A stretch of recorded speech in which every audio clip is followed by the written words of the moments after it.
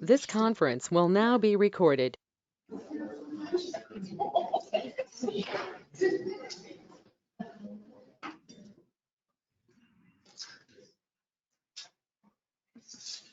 At 6:04, we call the regular city council meeting and public hearing of the governing body of the city of Blanco to order. Roll call. Mayor Murphy, Present. Mayor Pro Tem Salceda, Here. Councilmember McClellan, Here. Councilmember Smith, Present. Councilmember Barron. Present. Councilmember Devine. We have a quorum. Thank you. Please stand for the pledge.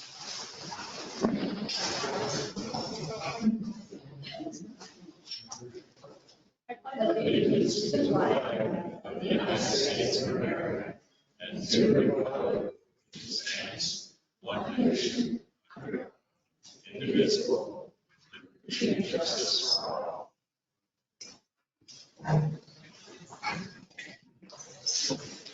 And we are going to have our invocation by Pastor Charles Floyd. Thank you. Mayor, City Council, and members of our community, thank you for this privilege of being able to come and offer this invitation with you tonight. Would you bow your heads? Let's pray. Almighty God, we give you thanks for your amazing grace, for your love, your mercy, your compassion. Today we come before you asking, Lord God, for we, your people, to bless you, asking that you guide and direct us to see how we might honor you in all things and through all things. We also now humbly bow before you and ask, Lord God, for your grace and mercy on this world, especially for the people of Ukraine. We pray, Lord God, for the leaders of this world, for wisdom, discernment. We pray for safety for those in harm's way. And we pray also, Lord God, you guide and direct us how we might be part of the solution to the things and needs of this world. We pray now for this meeting, for our leaders here. We pray, Lord God, for our community. We pray blessing on the community, on each community member. We also pray, Lord God, for our law enforcement. For them, we give you thanks. We pray for their safety, for their families. We pray, Lord God, for our troops that are deployed around this world. And for every good thing that you give us, may we be good stewards, so we might honor you by loving you and loving each other, even as you love us. We pray this in the mighty and powerful name of Jesus Christ, our Lord and Savior. Amen. And Thank you very much. thank you. I have a few announcements before we get started. First, I would like to congratulate Officer Rodriguez for receiving the Officer of the Year Award from the Hill Country Independence Club. The City of Blanco's Trash Off event is scheduled for March 28th through to April 2nd. This event is open to city citizens only, and a voucher will be required to enter the city yard. Citizens can pick up a voucher at City Hall during regular business hours. Keep Blanco Beautiful's Trash Off event will be on April 2nd. The Blanco Youth Baseball and Softball Opening Day is April 2nd at noon.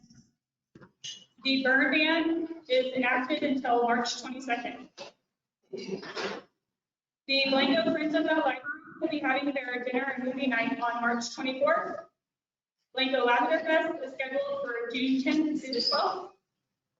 The South Texas Blood and Tissue Bank will be at Gym of the Hills on March 16th from 1 to 6 p.m. Reservations are required for that. The Gym of the Hills is partnered with the Texas A&M AgriLife for the Walk Across Texas program, which will take place March 20th through May 14th. I live in the Hill Country. What should I plant? Is a follow-up to the Hometown Habitat event in January, and it will also take place at the Gym of the Hills on March 20th at 6 p.m. And I also just wanted to say Happy International Women's Day to all the women out there. We are going to move on to public comment. First, we have Joe and Linda Soltis.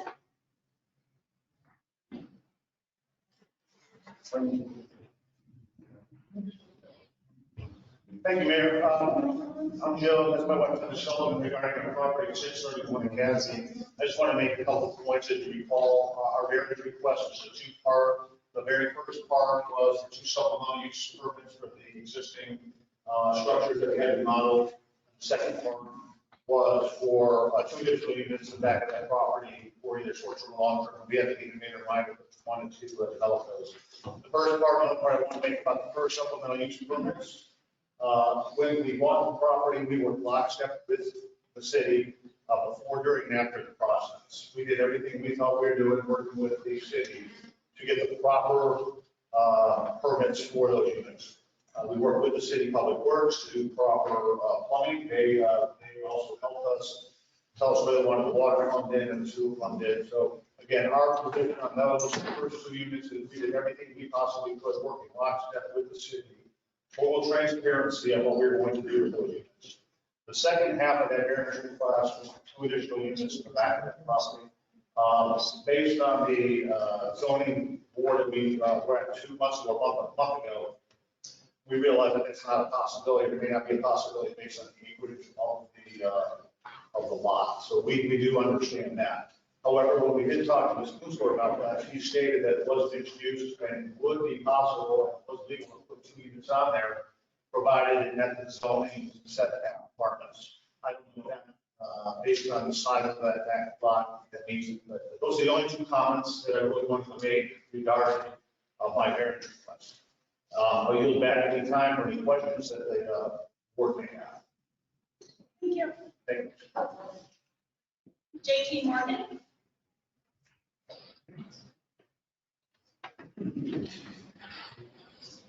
Good evening, I'm JT Morgan. I'd like to limit my comments until the agenda item having to do with the task force and the effluent comes up. That be okay? Let's go ahead and do your comments now, if you don't mind. And good evening. I've been at this for about 4 years. I've been grappling at the city council, and I think only 2 members are still here. We have a new mayor. And I'm the DOE, the president of DOE, and have been since it was formed about 4 years ago when we learned as a city. The first I learned the city was dumping effluent in the river, and before I knew the city had the right to dump effluent. And we are really excited, we being my wife and I, and Protect Our Blanco, that the task force is seeing clear to make recommendations to the city about converting their current permit, the current application into a TLAC over a period of time. We are excited that the task force thought that was the proper way to do it. We're excited that the task force, that process worked out as well as it apparently has. And we as DOE are excited about being a full partner with the city as we move out of the effluent dumping business and into the effluent treatment and irrigation. Again, we're excited about that. Proud of you folks for entertaining and proud of the members on council that served on the task force. And we're sure excited to see what happens this evening.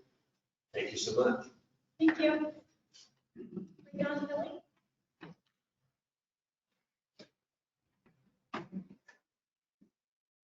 Good evening, Mayor, council members. It's good to see you all, City Secretary. I'll come to your meetings and just sit and watch the audience, but I thought it was worthwhile to come and speak to you tonight. And having been in your shoes as a former council member downstream, I definitely appreciate all the work that you do and that you have been doing along with members of the Protect Our Blanco and Blanco Water Reclamation Task Force. And so I wanted to see for that here tonight and recommendations, which you will pass the recommendations that have been brought forward. I know that a lot of work has gone into this, and I've been pleased to help whenever I've been asked on anyone on the task force to provide input. Just a reminder to all of us that we all share the Blanco River Basin. I mean, you're upstream with me, but I'm upstream with some of the folks downstream, Kyle and San Marcos. And so it's important to remember we all need to do our best to keep that. So it's in that spirit. I want to congratulate you all for all the hard work, because I know there have been financial challenges and feel like they'll finally found that path, phased way to take care of what needs to be taken care of. So just at a high level, wanted to thank you for that.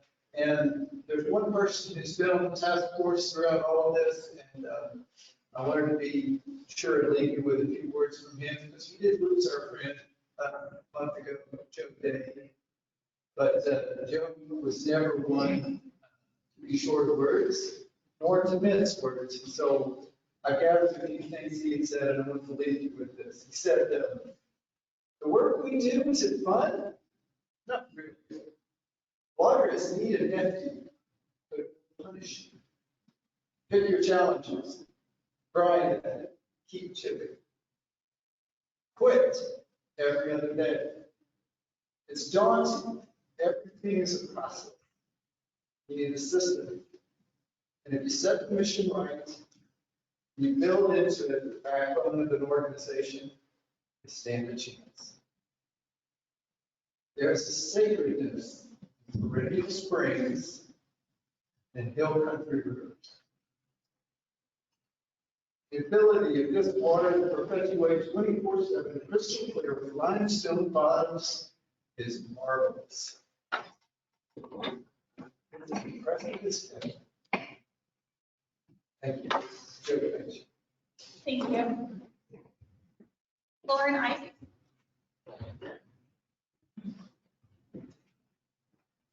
Good evening. I'm also here to speak on the POB recommendations regarding the task force recommendations, and I would offer too that I would like to speak on item. I would like you to speak now. if you would. Okay. My name is Lauren Ice. I'm the attorney for Protector Blanco, and I really just wanted to be here tonight to be available for questions and to urge y'all to we're here with Protector Blanco questions if you have those regarding the recommendations that I know have been put in the backup to support the task force recommendations. I also wanted to just take a quick moment to respond to a couple of things that I saw in a letter from Mr. Turk that was provided this afternoon. The first thing is just that I'm pleased to see that there's so much agreement on so many of the items that task force and Protector Blanco and Mr. Turk have all recommended. I'm also pleased to see that it doesn't sound like there's any real engineering impediments to what Protector Blanco has recommended, and that actually the sort of the TLAP approach that is being recommended, the phased TLAP approach, is really just a continuation of the voluntary effluent management plan that the city is currently utilizing. So in a way, it's not going to require the city to change all that much when it's current practices. But there was one sticking point, one point of disagreement that was made clear, and that is whether or not it is necessary for the city to transition to the TLAP. Now, I understand Mr. Turk's position that it's not necessary for the city to transition to the TLAP. And I agree with him. If your goal is just to expand your capacity and not do anything else, not put any additional protections in place for the Blanco River, just maintain the status quo. But I don't think that that's the council's goal. That's certainly not Protector Blanco's goal. That's not the goal the community's been talking about. If the goal is to look for ways to expand your capacity while also enhancing protections for the Blanco River, maybe more importantly, long-term, getting to a place where you're not relying on any charges, then the TLAP, the phased TLAP approach is necessary. It's very necessary. And I think I can emphasize that by just pointing out three main distinctions or differences between what the city's currently doing with this effluent management plan and what the TLAP approach would offer. The first is that the city's voluntary effluent management plan is just that. It's completely voluntary. So future councils, future operators are not bound to what this voluntary management plan says today. The TLAP would codify what those practices are, would put them into a permit where it's predictable for everyone to see. The second main difference is that the voluntary effluent management plan really puts the cart before the horse. It says let's expand to 450,000 gallons, double our capacity, and then we'll worry about finding the land and the storage later. Which means we may never find that land and storage. We may double the volume of that. And of course, POB's proposal is to take a precautionary approach, reverse it. Let's get the plan, let's get the land and the infrastructure in place, at which point we can increase capacity. And just the final point I'll make is that the city's plan, the current application is a short-sighted one in which we're always going to have a discharge component. Whereas POB's recommendation, see us getting to the TLAP and reuse credits more importantly. So we're offsetting potable water use with reuse. So this is looking at for long term. So I'll be available for questions. Thank you. David Baker?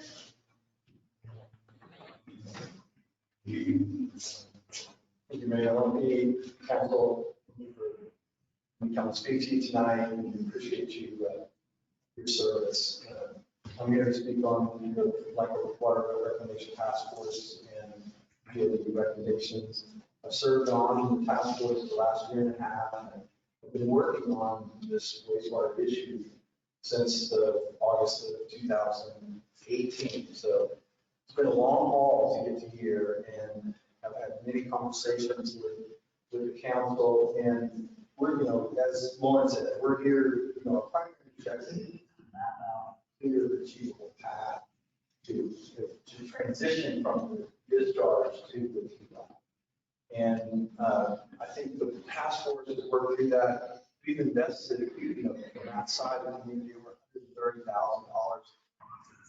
nearing and long conversations. And we originally didn't want any discharge at all. And after conversations with Peter, Mike, we talked to on the phone, we realized that I think there were limitations, Mike, you didn't want limitations on a timeline for having to put in additional storage that y'all approved, or because of the city financial situation. And we wanted to be able to, still grow. And I think we worked really hard with the task force and the POB to come up with those recommendations that allow the city to continue to operate and grow, but live within the means. And as funding comes in, expand that storage and really transition to this TLAP. So I think I'm looking forward to Nick's presentation, but you have our letter. We're asking to approve the task force recommendation 1.4 that was issued on February 28th, and to approve the task force recommendation that we have. And we direct the staff to continue good faith negotiations with the task force to work on this, POB and other stakeholders regarding agreement for how to deal with future development. We know those are coming, enhanced monitoring, reporting, and ethical quality in the interim that's going to go into Blanco. I think we outlined it very carefully, trying to address the needs of the city and what's feasible within the budget you all have. I'm committed personally to continue to work with the task force and the city to try to find grant resources, other monies to help to build that infrastructure to expand that storage. So I appreciate y'all's consideration tonight, and I hope we can improve those recommendations. Mr. Baker, I want to personally thank you and your committee and the task force for giving me an opportunity to visit with you, and that you were understanding of the position the city's in, and that's the financial restrictions, and that's the reason I asked for the additional, no time limit to the funding, and we certainly appreciate that, and I appreciate how y'all work to make this come together and be profitable for everyone. We want to keep working with you. I would rather spend this money on helping the city do engineering and spend it on more ice, I'll tell you. No, that's not the person. Margot? And I just ask the commenters, please make sure you're speaking into the mic. I'm not sure if the folks out there or the people tuning in can hear. Thank you, Mayor, and council members. My name is Margot Denke Griffin, and I'm here today on behalf of my community in Friends of Pondo Canyon in Tarpon, Texas. My local community has spent the last 4 years fighting 2 wastewater permit applications into little creeks in our area. We were able to stop both discharge permits, but we have remained on edge, wondering where the next wastewater discharge application will be and whether or not we would have the financial resources to fight it. Direct wastewater discharge is already prohibited in the Edwards Aquifer Recharge Zone and in the Highland Lakes. Why couldn't it be prohibited into pristine streams? We decided we needed to stop these discharge applications from even being considered. We first had to define what we were defending. We adopted a narrow definition based on water quality analysis taken as part of the Texas Clean Rivers Program.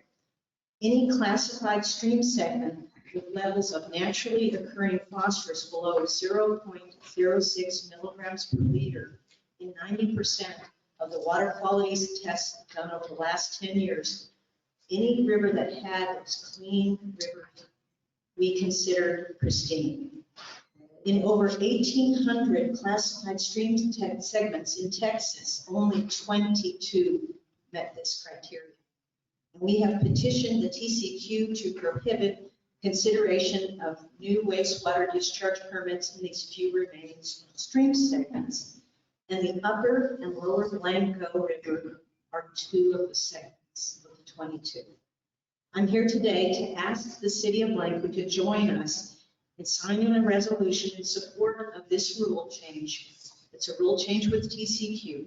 This rule change will not alter the city's current wastewater discharge permit, nor any renewal permit of that permit.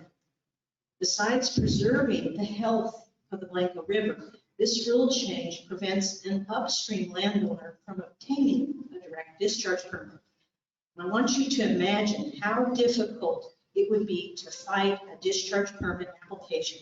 It takes man hours, money, and time, and I can tell you a lot more about that. And the possible consequences to your beloved Blanco State Park and also the Birdsell City Park if the Blanco River becomes polluted with wastewater. Also, if the Blanco River becomes a source for the city's public water supply, imagine the quality of the drinking water that will be impacted, not only containing nitrogen and phosphorus, but personal care products and prescription drugs that are not removed during the wastewater treatment process. Supporting this rule does not stop development, it just stops developers from putting wastewater into our pristine streams. And I really urge you to join my community and to help us pass this resolution. Thank you. Donna Levina.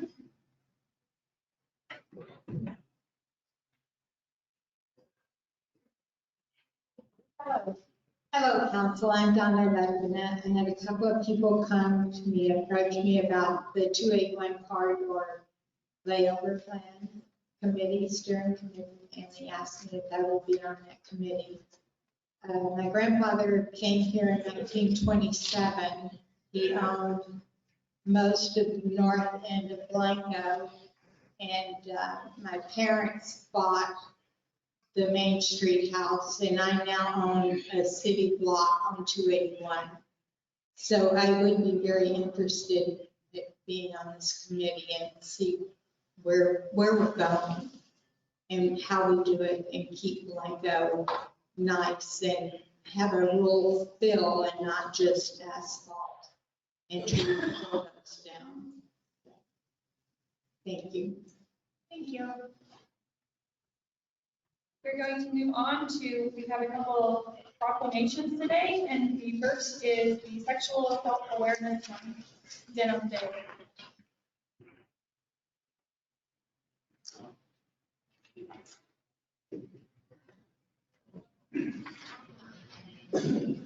Whereas the month of April is National Sexual Assault Awareness Month, calling attention to the fact that sexual assault and harassment is widespread and harms our community. And whereas every 2 minutes, someone in America is sexually assaulted, and approximately 1 in 5 women and 1 in 33 men are raped during their lifetime, and about 75% of harassment victims experience retaliation when they reported it. And whereas the Denim Day movement is a worldwide effort started as a grassroots protest against an Italian Supreme Court decision in which a sexual assault conviction was overturned because the victim was wearing tight jeans at the time of the attack. And whereas Denim Day encourages everyone to stand in solidarity with survivors of sexual violence and speak up when they hear comments that blame victims or make light of sexual harassment and assault. And whereas together, when we change how we think and talk about the issue, we can create a culture of respect, equality, and safety for our citizens. And whereas with proper education on the matter and comprehensive prevention projects, sexual violence and it is unfair and traumatizing effects are preventable. And whereas the City of Blanco strongly supports the Highland Lakes Family Crisis Center and their efforts to heal victims, educate and train the community, and stop sexual violence before it starts. Now, therefore, be it resolved that the City of Blanco does hereby proclaim Wednesday, April 27th, 2022 as Denim Day, and urges the community members to wear jeans on Denim Day to help spread awareness about the physical and emotional trauma that accompanies sexual assault and to show our support to the survivors in our community. Next, we have the Child Abuse Proclamation.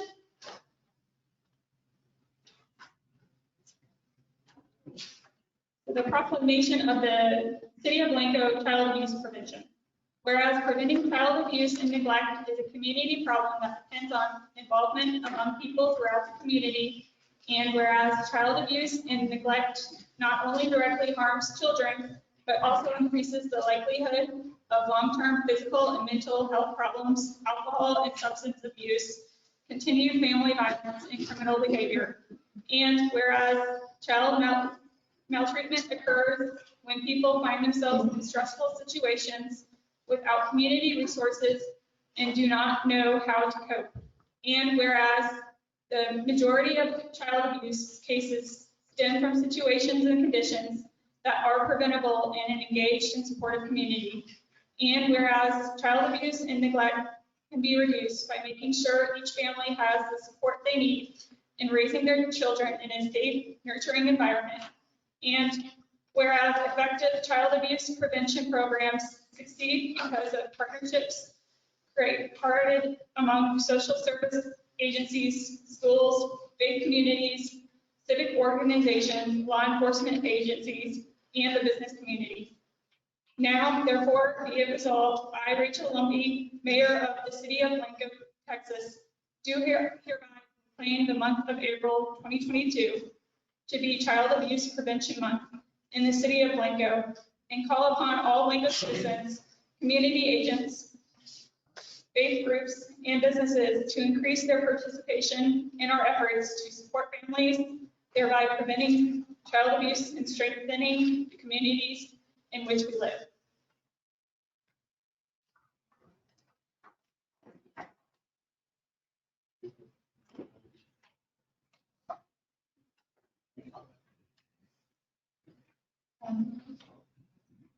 Thank you. We are going to move on to presentations. First, we have the Small Town America Civic Volunteer Award. Don't see her in the crowd. Is Retta Martin here?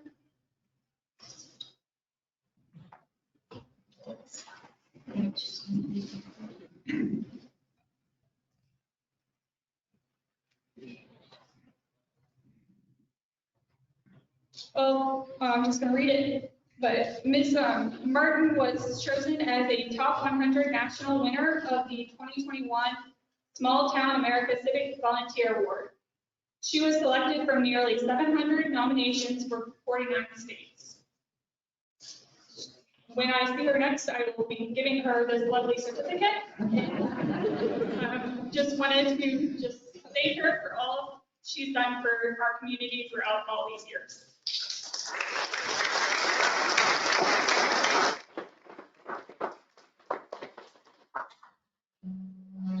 Item 2, Sexual Assault Awareness Month, Denham Day, Ms. Kim Kinkle.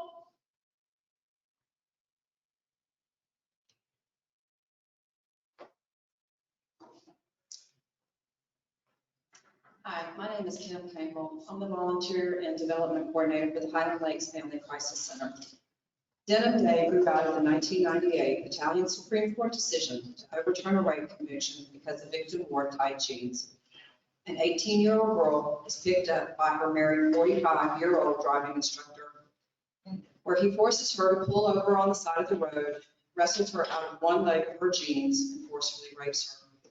Threatened with death, if she tells anyone, he makes her drive the car home. Later that night, she tells her parents. They help her and support her to press charges. The perpetrator is arrested, is prosecuted, is convicted, and is sentenced to jail. He appeals this sentence. The case makes its way all the way to the Italian Supreme Court. Within a matter of days, the case against the driving instructor is overturned, dismissed, and the perpetrator is released. In a statement, the chief judge argued, because the victim wore very, very tight jeans, she had to have helped him remove them. And by removing the jeans, it's no longer considered rape, but consensual sex.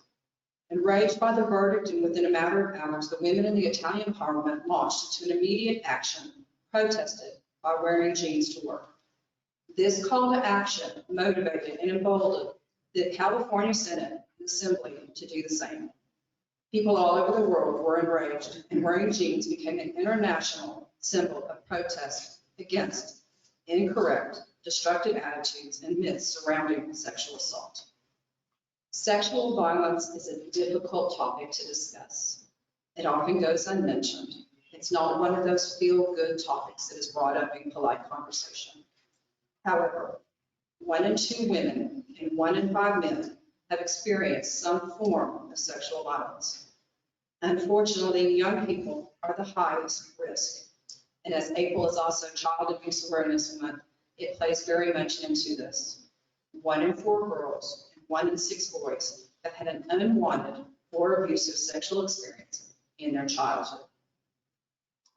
Our mission at the Highland Lakes Family Crisis Center is to be advocates for these victims of sexual violence whose voices have been silenced. We hope that you will join us on April 27th. Please wear your jeans, show your support, and let the survivors know that they are not alone and that you stand in solidarity with them. Thank you. Thank you.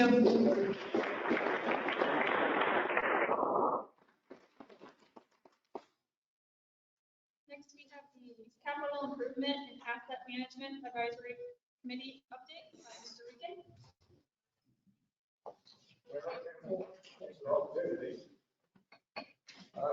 There seems to be recognition that the fix our. Is it turned on? Yes. Get close, get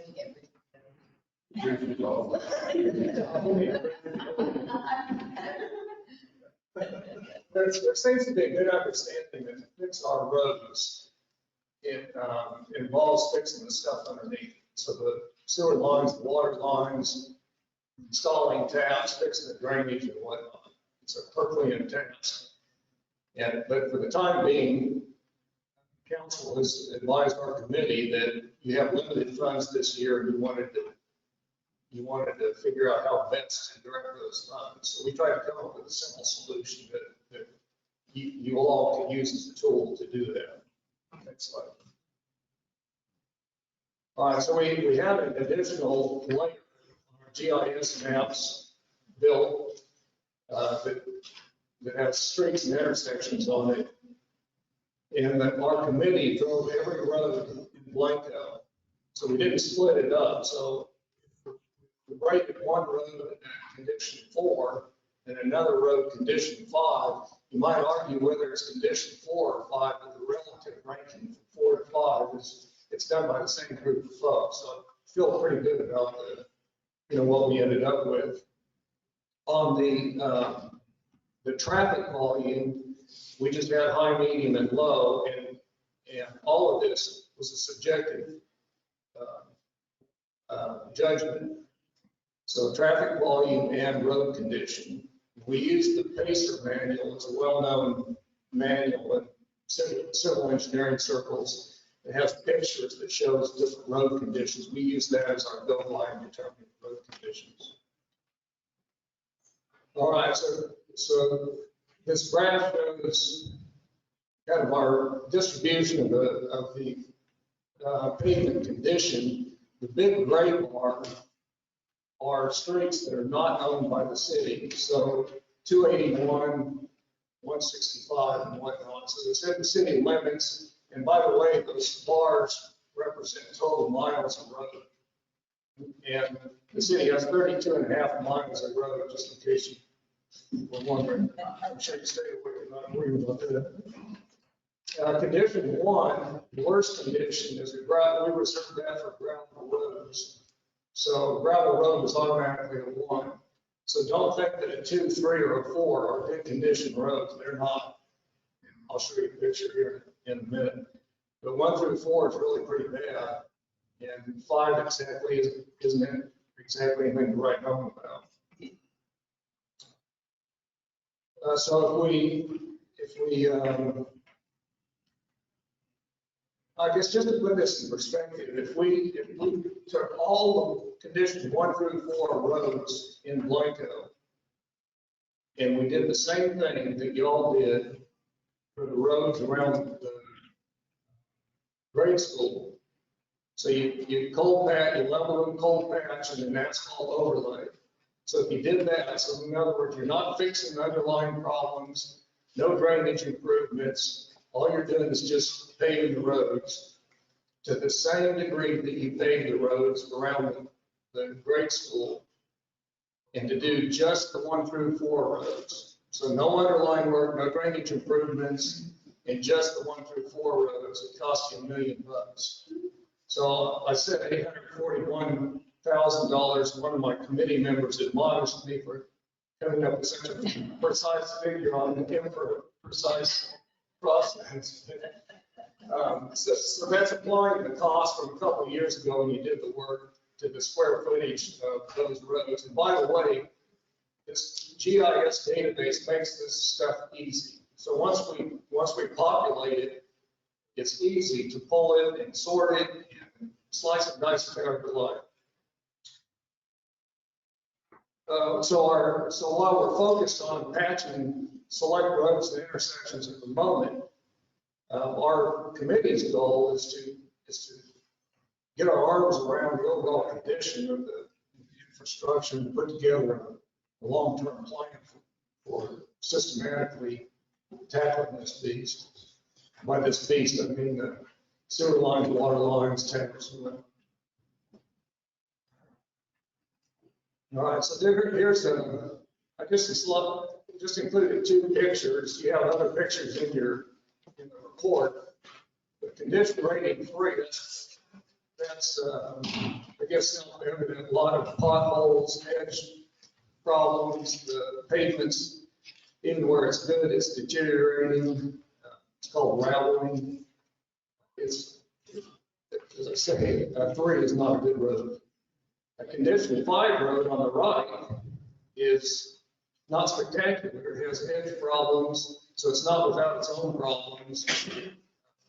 But that gives you kind of hopefully a perspective of what the rankings look like. Next slide.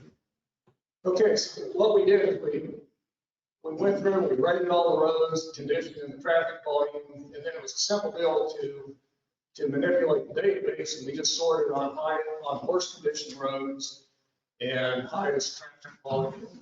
And this is a sample that I put in the report. This rose to the top of the list. But if you have more funds available, we can go as far down the list as you would like. Next slide, please. And then we did the same thing for intersections. So our first pass was just the roads, but it became apparent that in many cases, the road wasn't too bad, but the intersection was horrible. And you'll see that some of the intersections that we flagged are along 281. Well, 281 is a state highway, but the approach on 281 in those particular places are pretty bad, and those are city streets. And again, we can drill down as far as we'd like if the funds become available. Okay. All right, so the other question that was asked was, how much spare capacity does the city have in terms of water and wastewater, so that you have an idea of kind of where you're at, and that would be beneficial to the city in your discussions with around wastewater and other things. So TCEQ requires that you enter the design phase when you're at 75% capacity. So when your actual wastewater throughput approaches 75% of the design throughput, you're required to be in the design phase. So I use that as kind of the cutoff. And on that basis, you could add an additional 275 residential customers, or 90 average. There is no such thing as an average commercial customer, but we plotted it. It's a bell curve distribution. You just take the average commercial customer, whatever that is. That entity uses 3 times the water of a residential customer. So it's, you're looking at roughly 90 commercial customers. And by the way, that's not and, it's or. 275 additional residential customers or 90 average commercial customers. So that's the capacity that you have in your current system based upon 75%. Okay.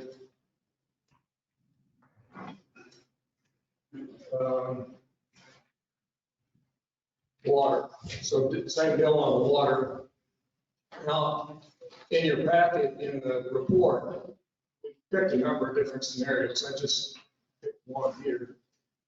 And so based on actually on the right, the curve on the right is not included in your packet. There's a plot of the water intake over time. As you can see, it's continuing to increase. So if the water is increasing, the wastewater is increasing as well. So if our basis is 600 acre feet of water, then you can add 1,600 new residential taps. When you're getting around 600 acre feet, we believe that additional infrastructure improvements will be made. Your plant design capacity is 1 million gallons per day, but the rest of the infrastructure is not. I'm not talking about huge upgrades, but there are some that would have significant cost. That's something that we'll look at later. But I don't want you to think that you have 1,200 acre feet, Blanco River and Canyon Lake, and you can just do that. Anyway, there are a number of different numbers and assumptions in your packet. If you base on 600 acre feet, you can have 1,600 new water residential taps. And interestingly, if you reduce that to 450 acre feet, so same deal, 75%, that reduces that 1,600 to 560 taps available. And the 1,600 new customers, potential new customers, equates to or 873 additional multifamily customers. The outside city limit residential customers are using 30% more water than the inside the city limit customers, as you would expect, more acreage and more water. And then lastly, if we reduced our water lost from 27% to 9%. That would allow you 461 additional residential taps. That's free water. So you're saying we're losing 27% of our water now? Yes, and we can account for 12% of that. 7% is the Palomino water line, 5% is the reoccurring Cielo Springs leaks.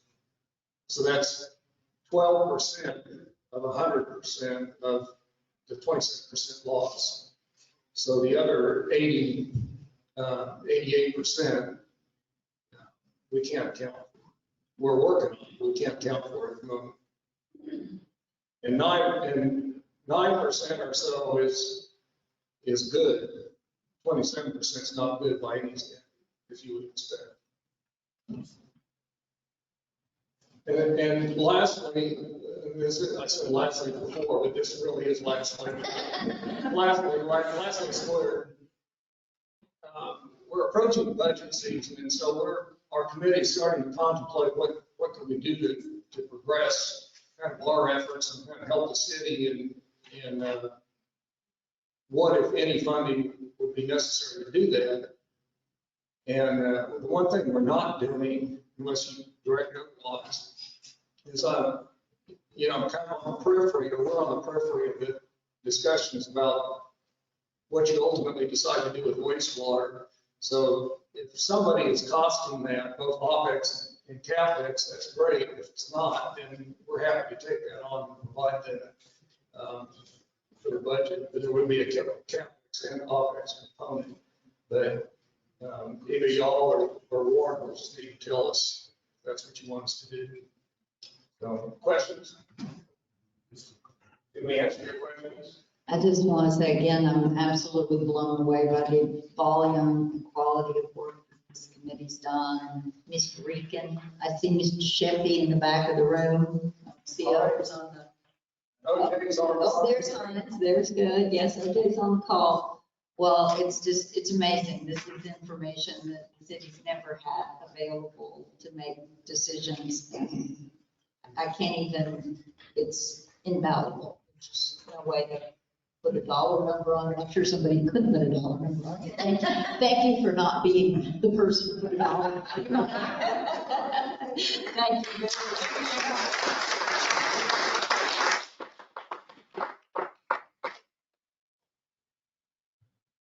Item 4, aspects of pristine rivers and streams and why discharge works by Not in the Blanco River. This is Cliff Kaplan, and when somebody first said to me pristine waters or why it was a big deal to discharge or not discharge in Blanco, I have to tell you, I really didn't understand why, because cities discharge all over the state.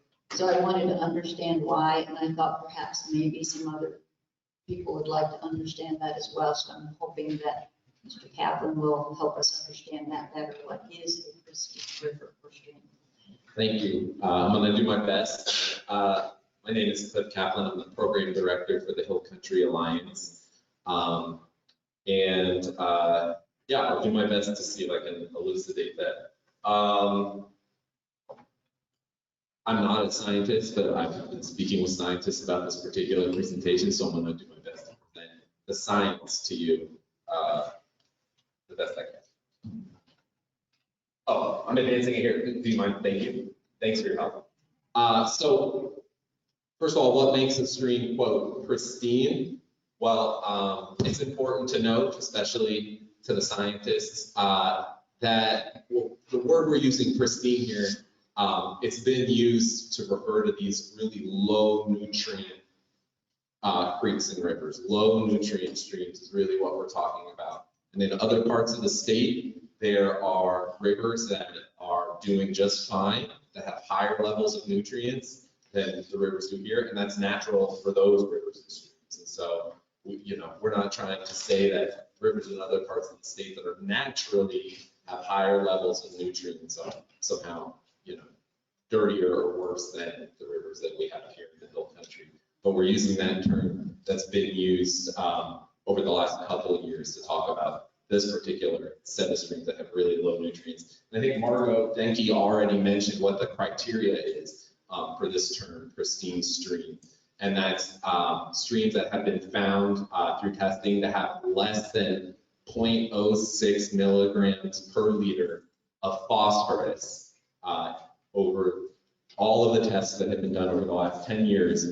If it's coming up to less than 0.06 milligrams per liter in 90% of those tests, then it's got this badge of being pristine. But it really just means very low nutrient streams. And thank you. And like Margot said, that's less than 1% streams in all of Texas that have these really low occurrences naturally of phosphorus. This is the only time I'm going to ask you to turn around to take a look at the screen, because this has a map here that shows that darker blue are the stream segments that meet the criteria that we're talking about for pristine, and then you can see all the streams in Texas there, but those darker blue ones are that less than 1% of stream islands that we're referring to. And you can see most of them are concentrated in the middle, right, in central Texas.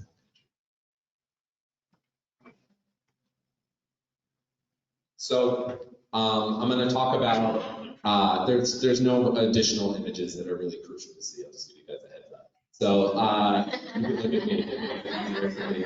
I'm going to talk about why are there so many pristine streams in the hill country, and why are they so vulnerable to increases in nutrients, in particular phosphorus is the nutrient that we're measuring. And I'll talk about the unique geology of the region, the flow regimes that we see in these streams, and then also the ecology. So the geology, as you all probably know, is a karst geology. So we have a lot of limestone here, and that limestone dissolves easily in the water that flows through the streams and in the aquifers. And so the water is actually flowing not just on the surface, but also underground in the karst aquifers. And this limestone, when it comes into contact with the water, actually has the effect of reducing the available phosphorus in the water. So all of that contact between the water and the limestone, both on the surface and underground, is effectively drawing phosphorus out of the water that may otherwise be in there. But it's also important to recognize that we live in a pretty low nutrient region. So unlike other parts of the state, and certainly other parts of the country that have a lot of nutrients flowing through those ecosystems, I think because of the arid environment that we have and the geology, we don't have as much of that nutrient flow in our system to begin with. So there's not as much nutrients going into the creeks and rivers. And then what nutrients go in, the phosphorus can be kind of pulled out by the limestone that is coming into contact with the water. If y'all want to pause me at any point for questions, that's okay. I'll do my best. The flow regimes. One point to note, of course, is as y'all know, we have big floods. And so that has the effect of scouring all of the plants that might otherwise take root in the streams. Those floods scour the rocks. And so we have perennially contact between just bare limestone and water. So again, that leads to the point that I was making just a moment ago. We don't have a lot of soil buildup in the bottom of our creeks and rivers. We don't have a lot of plant life that's taking root in the bottoms of our creeks and rivers. And that plant life, if it were there, would be able to absorb some of the excess nutrients, like phosphorus, that are being introduced into the river artificially by us. But because of the flooding, we don't see as much of that plant life to absorb those excess nutrients. Also, when it's not flooding, it's often drought.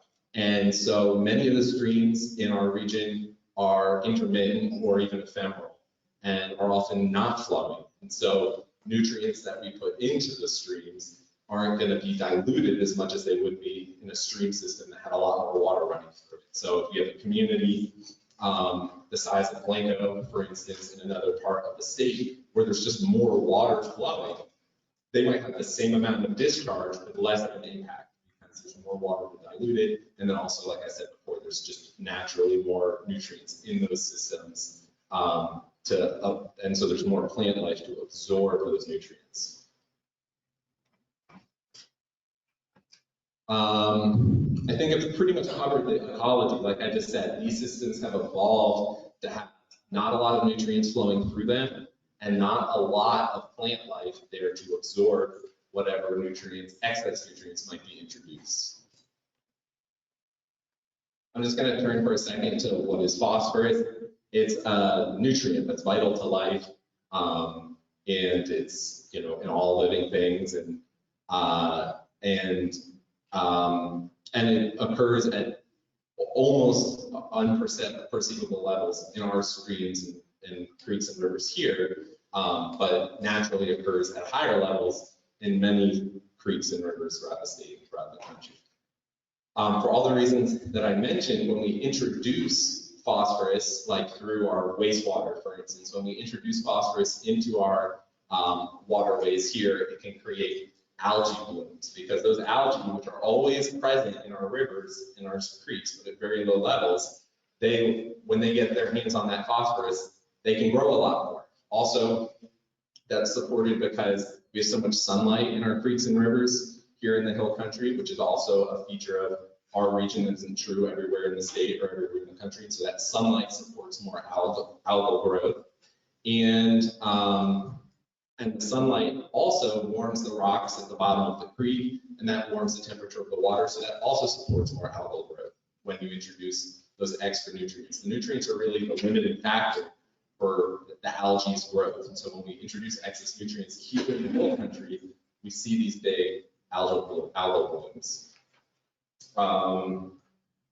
Those blooms can then lead, they basically make it harder for other beings to live in the river. So fish, insects, all have a harder time when you have these overgrown algal blooms.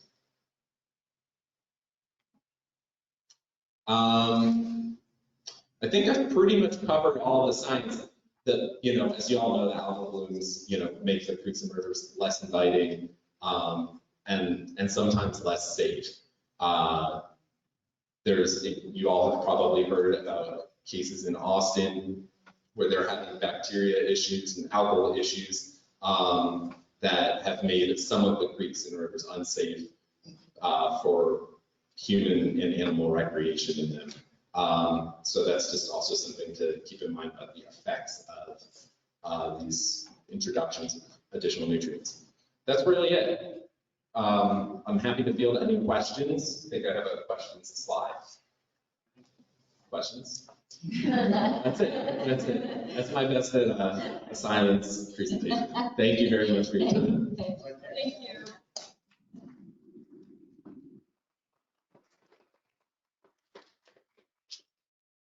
We're going to move on to our public hearing. Item 1, approval of annual UDC updates approved by Planning and Zoning Commission. Do we have any public comments?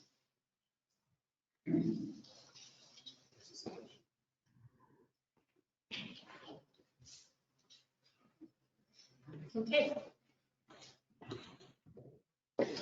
We are going to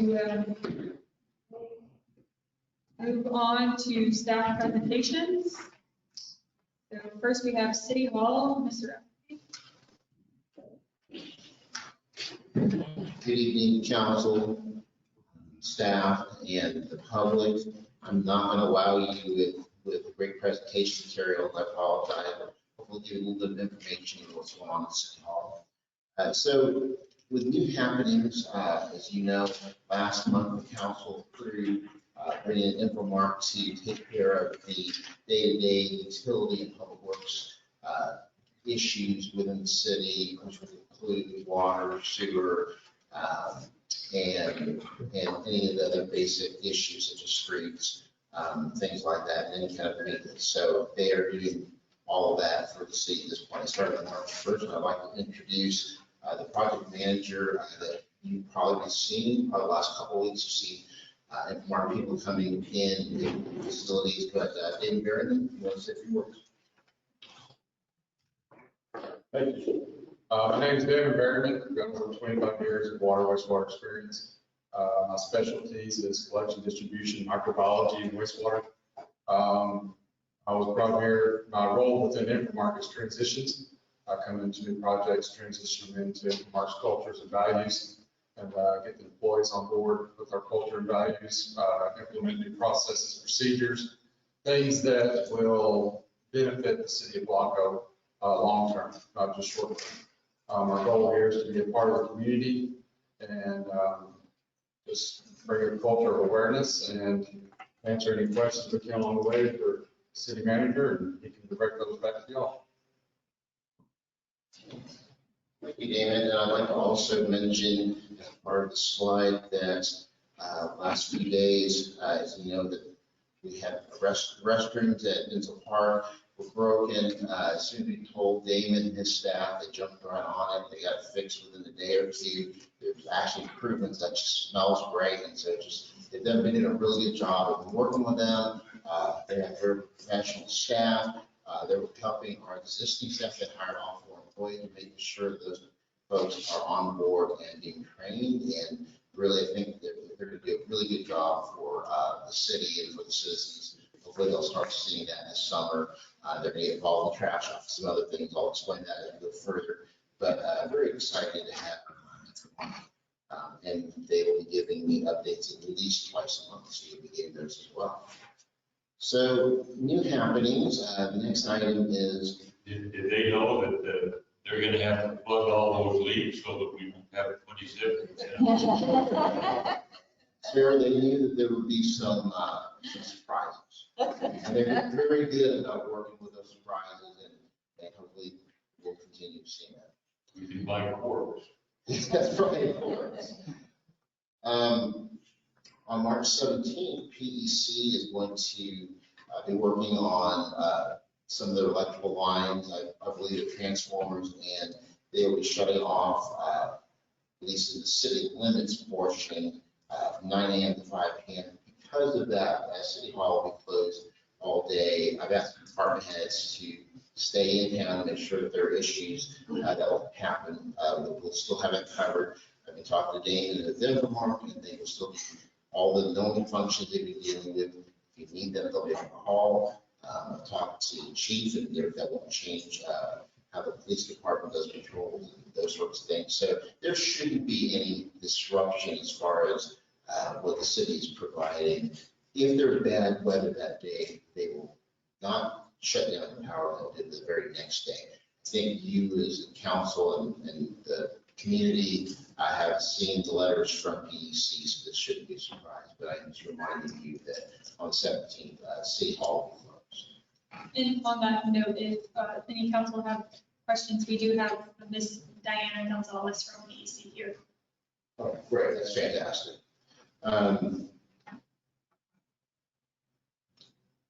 Going on to the next slide, projects listed, updated weekly. So there are a couple items going on here. We are going to introduce hopefully a new engineer tonight, voting on that. And then starting today, we hired a interim finance director. As you know, we have an employee that got an accident and has been unable to work, but hope is that eventually she can come back to work. I find that interim finance director will help us continue the day-to-day things. The next few months, we'll go through the new process of how we're looking at things, including the budget actual numbers should be coming very soon. Next slide. And one last thing, Blanco Trash Off. I think that was mentioned by the mayor earlier this evening, March 28th to April 1st.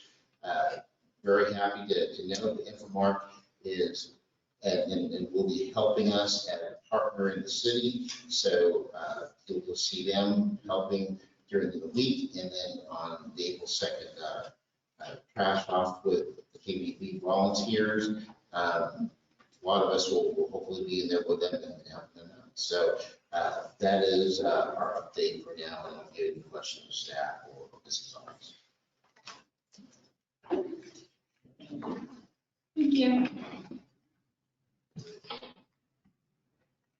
Next up, we have the police department, Chief Rubin.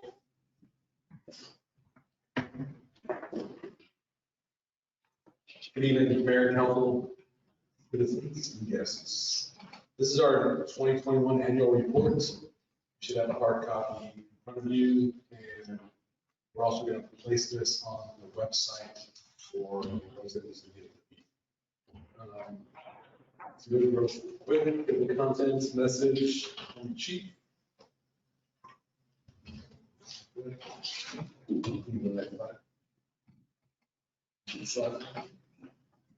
Next slide.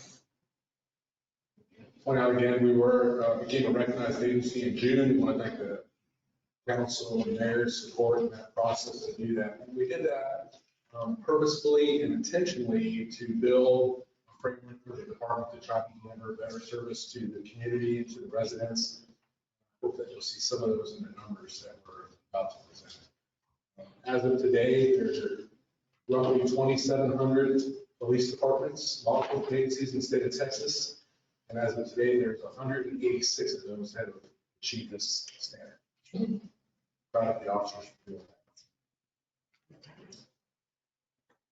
that. Table of organization, as you know, we are authorized 10 full-time sworn officers and 1 non-sworn administrative staff. Of our full-time staff, that includes myself, lieutenant, school resource officer, investigator, and patrol officers. The staff, it's the administrative staff, myself, lieutenant, and Robin, our administrative assistant. Patrol staff, Officer Gonzalez, Rodriguez, Cardenas. And you all remember, we brought on Officer Salazar and Officer Warwick. And it's hard to believe that's been a year ago that we sworn them in right here in this room. And we have our K9 unit, as you see, be retiring Maverick. Maverick's getting to the age where K9s retire. So this will, based on y'all's approval, later on in the agenda, Maverick is working his last shift tonight. We have criminal investigations. Victoria McMain is our investigator. She's doing a really great job. I hear nothing but compliments on the case preparations from the county attorney, district attorney. Doing a great job. Our acceptance rate on the cases is phenomenal right now. She's doing a lot of good work. We have Austin Smith, our school resource officer. He's been in the school, this is his first year in the school, doing a good job. Austin's a graduate of Blanco High School, so he remembers the hallways and there's no place to hide. So he's doing a good job. Our in-service training, as you know, part of our mandate from the state is every officer is required to have 40 hours at a minimum of continuing education every training cycle. That's in professional training. We try to go above that, like 40 hours is you know, the state sets the standard, then that's normally a minimum standard. And so we definitely try to achieve that. One of my goals when I got here that I talked to you all about was having every officer in the department certified as a mental health officer. That's an additional series of training. We're about halfway done with that. My goal is by the end of this year to have all the officers on the department certified as mental health officers. Also, one of my focuses is on formal education. I really stress that to the officers. I think it makes them better officers, well-rounded. It helps in all aspects of their job. I'm happy to say that we have the numbers there. The officers who currently have degrees. We have one officer who is 1 class away from their bachelor's degree. One officer is 2 classes away from his associate's degree. A bunch of the other ones have been prodded and they're in the process. But they're steadily working on it on top of all their other responsibilities. So proud of them for being on board with that. Let's skip the slide. I went ahead of slide. Next, we have community involvement. This is just a sample of what we do this year. We collected toys. Highland Lakes Family Crisis Center. We want to thank the community, the businesses in the community that contributed. There was a lot of toys that we were able to give to people who really needed those toys. In addition, to put on slides built on it, we try to be active in other ways in the community. Friday, we'll be serving breakfast at the elementary school, which is always very entertaining and fun. And every year I have a newer respect for the lunch ladies. And that's a rough good time here. Then we move on to the meat of the statistics. As you can see, the officers have been very busy. Almost every category, we've seen an increase in activity. And I won't belabor reading all the statistics here. But call volume, type of calls have increased. Calls for service, let's pick up some of the numbers. So calls for service, that's when we're dispatched or officer self-initiated activity. That number went up, that was a 62% increase in call volume for the officers from 2020 to 2021. Our assist calls have all increased. Our accidents have really increased. It's kind of a statewide trend. We thought some COVID stuff would slow that down, and did the opposite. And statewide, there's just a trend of more accidents. We were not immune to that. Disturbances a little bit increased. Suspicious activity has increased a little bit. That's good. That means you're getting involvement from the community. We encourage the community to let us know when they see something that's not suspicious. We normally have one officer on duty that's 2 eyes looking after the entire city, and we just can't do that on our own. So we rely on the community to let us know when they see something that doesn't look right. We'd much rather spend that time right then to figure out that really nothing is going on than have to backtrack and try to solve a burglary or something worse later on because no one's in fact reported. Assistant public numbers have also increased. Our arrests numbers have really increased. Our arrest numbers went up 38%, 126 arrests. You'll see that with 182 offenses. When some people do it, they do it right. They have multiple offenses. So that's why there's a difference in some of these numbers. It'll be the same thing when we get traffic violations. Some people like to go all out. So you see the numbers there. I think these numbers are significant increase. Felony arrest stayed the same, misdemeanors were up quite a bit.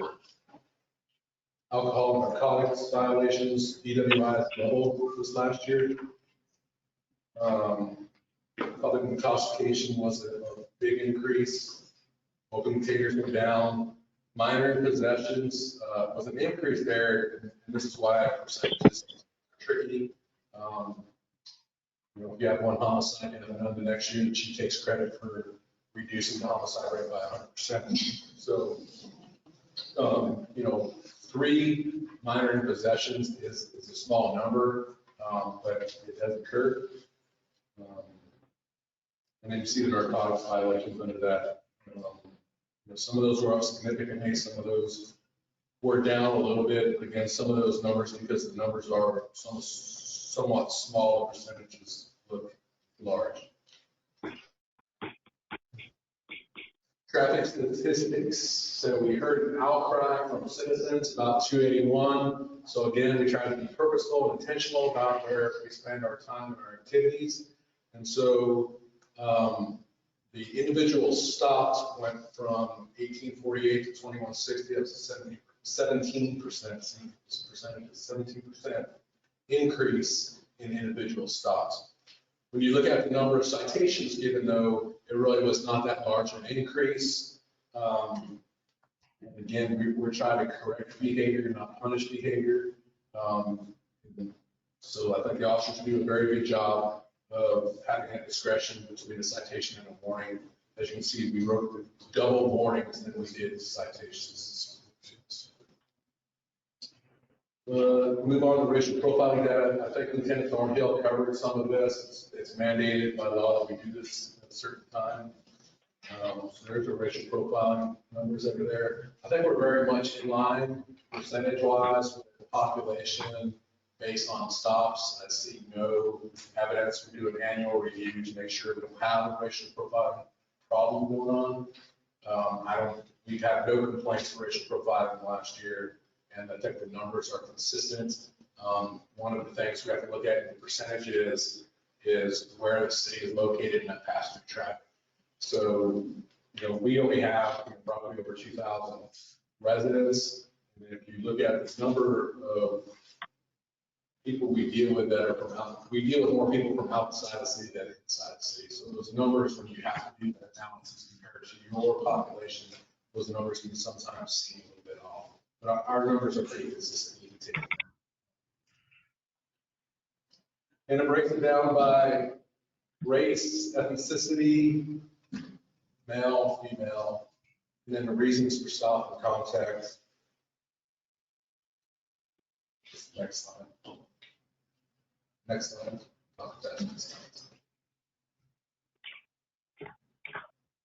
Then we go on to search conducted. When we do a search, when we do an inventory, those numbers are all there for you. Miscellaneous calls for service. So again, this shows the accident increase, slight increase in alarms, city ordinance violations have gone up. Some of that's due to us taking over the code enforcement function. So I think you're going to continue to see those type of numbers there. Home watches, that's something we try to do proactive. If someone's going out of town, please contact us. Put your house under close control. And we'll check on your home for you while you're gone. Again, it's not going to guarantee that nothing happens to your house, but it shortens the window. We document when we go by there. And if you come home, if you're gone for 2 weeks and someone breaks in your house, we have a 2-week window of when this could have occurred. If we're doing the home watch checks, then when you report it, we just have a window of the last time we checked it, which is normally within 12 to 24 hours of when you return home. So it's a good program, no cost, please use it. Motor vehicle accidents, again, there was an increase there. 1 vehicle, 2 vehicle, 3 vehicle accidents. We had 7 vehicle accidents. A lot of talk about tractors, 18-wheelers in town. We have 2 accidents involving them. Again, what's significant about these numbers is the number is large in the number of accidents we have, but it's also very large in the time consumption that these calls take. As you can see, there's an accident on 281, they time an officer for hours. So that's also significant when we look at our manual. Alarm calls. That number went up quite a bit. And then you'll see the breakdown in city ordinance violations. Signs seem to always be the biggest offender there. We're trying to take care of those. Animal calls. Deer want to come here and play soccer, they normally don't win. That's our numbers. Yeah. Thank you.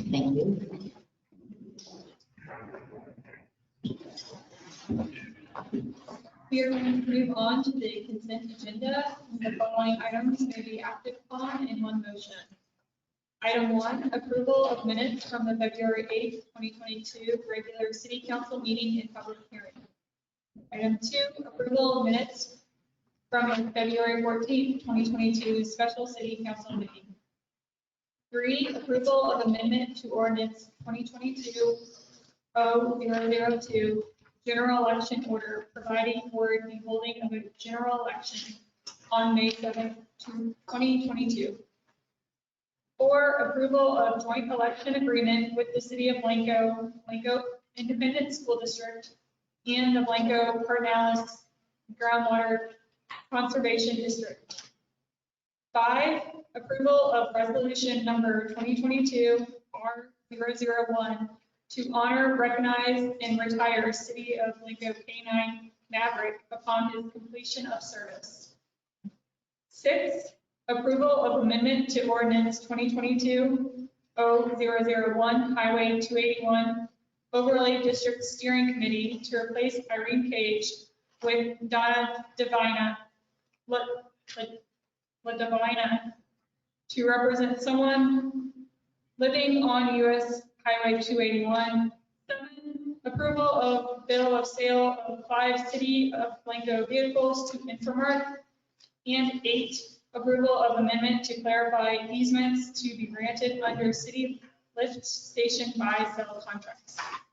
Is there a motion? Can I just ask a question, or will that? I have a question. Would you like to pull the higher now? No, I just wanted to ask a question. On item, having to do with the sale of the vehicles. If there was some reason that the contract was terminated early, what becomes of the vehicles that are sold? They go back to the city at the same price. Oh, okay. Is there a motion? Mayor, I make a motion that we approve consent items 1 through 8. However, I'm going to abstain.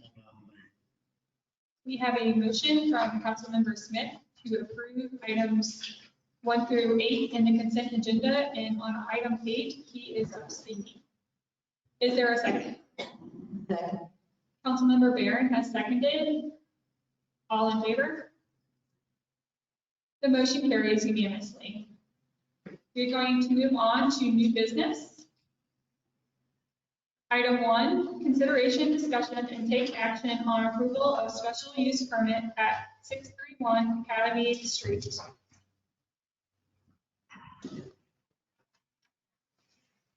Good evening, Mayor, Council, public at large. This property is at 631 Academy. The application that came in several months ago is to need a special use permit.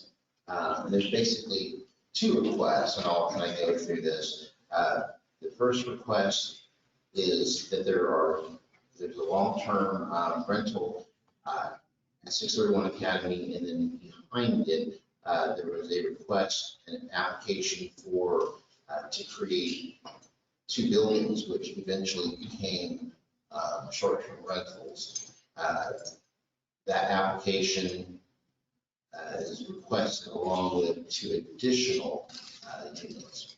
So in the end, what the planning commission had recommended, and I'll go backwards and kind of a little more explanation. The recommendation was to approve two building units that were already approved by the city and they built, but to deny 2 units. So I'm going to go ahead and kind of go backwards and explain what the situation is. So the Sullivan owned the property 631 Academy, 0.912 acres land about. And there was a long-term, and then there was an application approved by the city administrator at the time to create 2 units, which then became short-term rentals. They got utilities in place for that as well. And then the previous city administrator, that was different from the one that approved this to begin with, had asked them to address this because specifically, we don't allow 2 units, or 2 to 3 units total on property and not having allowed 2 rental units, short-term rental units, as per the zone. So that had to be done in that special use permit. There's going to be some questions about the time it was R zoning, and now when this application came in, they are currently in R2. So that isn't really the issue before you. I will remind you that at the last meeting, last regularly scheduled meeting, there was some people for and some people against those. And I will just mention that this kind of a long road to. It was a tough decision. Planning Commission made a recommendation to accept or allow and recommend that to you for the SUP for the first 2 units, which would be unit 2 and 3, but not to allow the additional 2 units. So right now, the property there's 3 units which are all being rented, 1 long-term, 2 short-term. Question staff.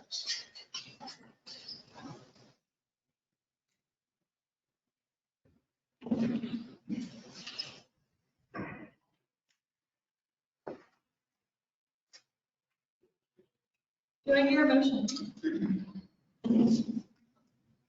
Madam Mayor, I am going to make a motion that we approve the existing structures that are at 631 Academy with the following additional stipulation. That privacy screen be furnished, installed, and maintained on the rear and two sides of the lot. And this privacy fencing to extend to the furthest face of the dwelling to the street. And the fencing is to be 7 foot tall. Again, that it is to be maintained by the property owner. Secondly, I've gone back and looked at the permits, and unfortunately, there's a lack of clarity in this. I'm not saying it's anyone's fault, but there were no plans submitted in review. And there were, I don't know what inspections were done, but I would require that the 2 additional buildings that are on the property that were added recently be inspected for life safety. I think we owe that to anyone staying in the building. As far as the second portion of the request, I make a motion that we deny. Okay, Councilmember Smith has moved to approve the existing structures with the addition of a privacy fence and 7 feet high fencing. He would also like to have the additional structures inspected For life safety. for life safety. And he moves to deny the plan for the additional 2 structures. I'm going to clarify that when they're inspected for life safety, they have to pass. When they're inspected, they have to pass. Is there a second? I'll second. Councilmember Barron has seconded. Discussion.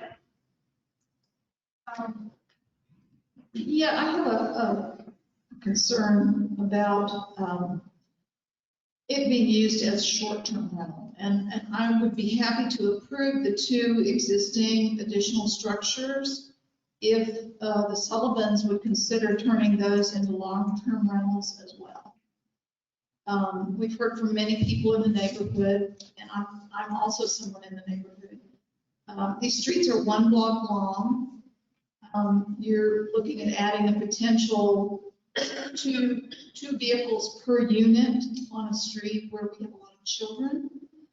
And it's just, for me, it's, if the neighbors weren't having a problem with these units, I wouldn't have a problem with it. But the fact that it is something that, unfortunately, I think when they were being built, I know at least one of the neighbors was under the impression that they would be long-term rentals. They were told they were going to be long-term rentals, either from the builders or somebody. There was no indication that they were going to be short-term rentals, or I think we would have heard about this and been able to deal with this issue earlier. But, you know, out of respect for the people who actually live in the neighborhood, and unfortunately the Sullivans are landlords who do not live in the neighborhood. My request would be that they be turned into long-term rentals instead of short-term rentals. And I don't know if there's a way to add that in. I don't know how the Sullivans would feel about that, but I would certainly be more comfortable with approving the 2 existing units, denying any future units if they were willing to accommodate that change. The public comments at this point. I appreciate your comments, Councilor Devine, and I have a question for our city administrator. Don't put him on the spot. Regarding your qualifications of short-term and long-term rental. It's my understanding we do not have any ordinance in place addressing rental property in that matter. Is that correct? That's correct.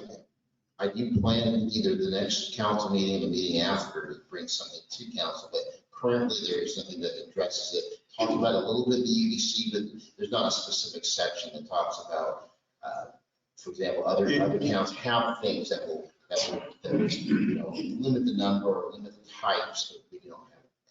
Would this, the approval of this be the appropriate place to address long and short-term rentals? Or would it be appropriate to address it in the next few months when that comes back up before council? So long-term, short-term rentals, overall discussion, we would have to wait until staff provides you a recommendation and some information. So I don't know if now would be the proper time to talk about that as a whole, but you can, but. Well, can it be a portion of this motion? If it is for us to bring this back, well, a couple things. We say that we wanted to table the item until we actually met and had you know, actually process it back to you. Do that. I don't know if that quite comes from. Okay, I just want to figure out the best effective means to address this item this time. So I guess our attorney wants to talk. You know, walk around there looking at people. If you're going to adopt the suggested amendment, then I suggest we table this matter so that the matter can be brought fully back to at the next meeting council with some specific, we have no other definition of short-term. I understand. So put it in there, so like, well, what does that mean? Invite argument about what that means. Okay. So that's what my suggestion. My question is, and now I'll try to answer this again, is can we approve this the way I made the motion and then address it again and clarify long-term and short-term rental restrictions, or do you table? I mean, Okay, so the answer is yes, you can. But for example, if you do something different, whatever you approve today, you approve. If you do something different, they may end up getting grandfathered in. Okay. So whatever you approve today, you approve. Now you can address whatever you want as a council next. But if you want your long-term solution, a new ordinance or an amendment to the ordinance to coincide with the Sullivan's application, then you have to table this now and then deal with both of them next week. Whatever your pleasure is. Okay. And I would say personally, if we're looking at a special use permit for short-term rental, I'd rather know how we're going to deal with short-term rentals for everybody going forward. Right, and this wouldn't be, I mean, I don't think we can address Councilor Devine's concerns, and I think they're legitimate at this point, and I would like to withdraw my motion. Do you have to second my withdrawal? Okay, I'd like to withdraw my motion and table both sides. I'd just like to say that I concur with Ms. Devine. I think that the neighbors' main objection, I think, is what they consider to be safety, with people coming and going. And really, the city needs long-term, low-income housing. A lot of people looking for long-term housing. So Councilmember Smith has removed his motion and would like to table it instead. Is there a second? I'll second the table motion. Councilmember Barron has seconded. Any further discussion? This is to withdraw the motion. Yes, table it. All in favor? The motion carries unanimously. We are going to remove item 2, or table item 2. So we're going to move on to item 3, consideration, discussion, and take action on the approval of the annual UDC updates approved by Planning and Zoning Commission. And this was brought back because we did not do the proper public noticing. So we have discussed this at length in previous meetings. But with that said, is there a motion? There's no staff comment.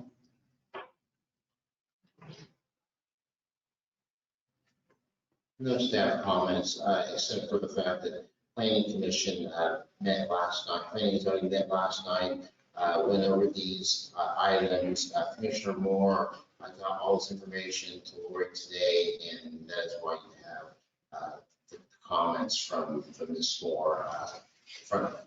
So staff agreed with all these additions. Thank you.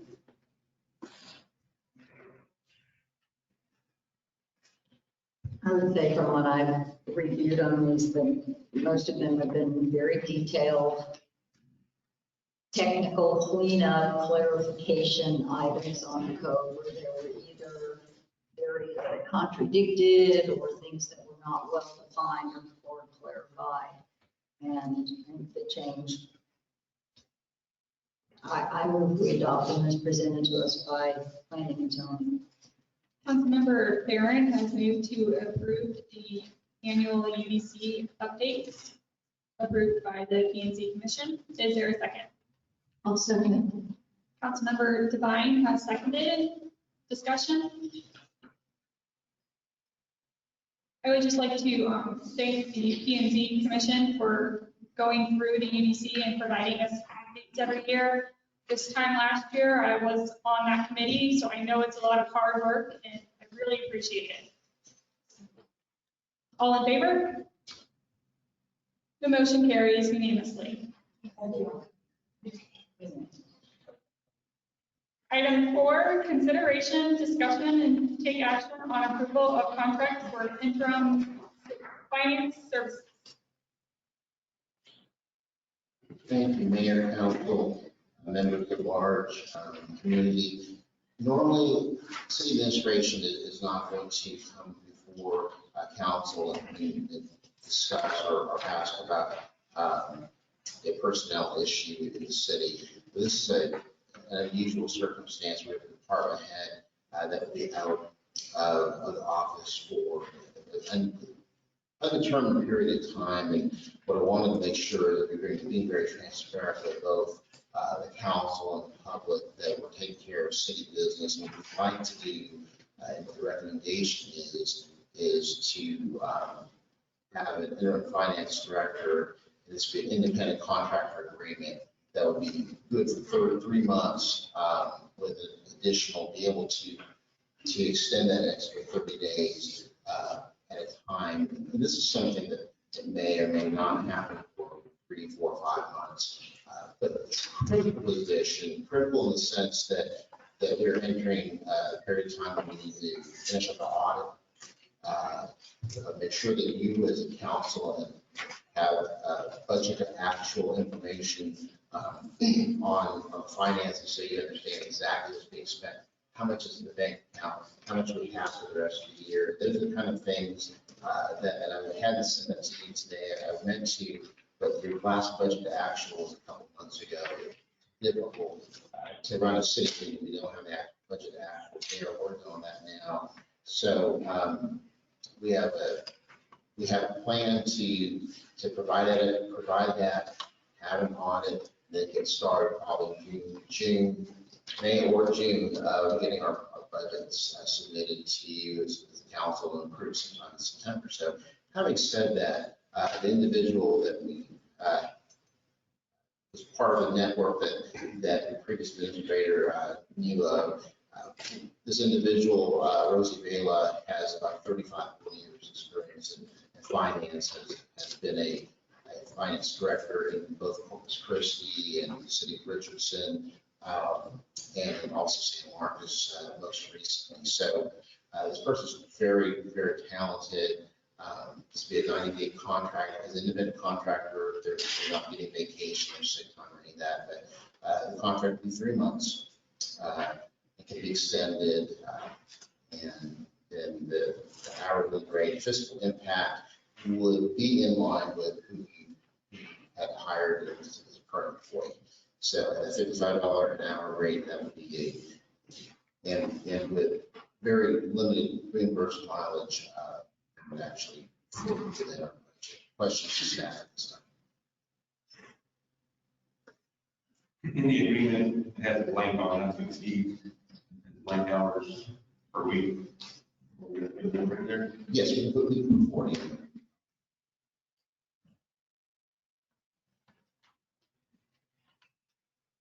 Is Ms. Lola here tonight? And she's not.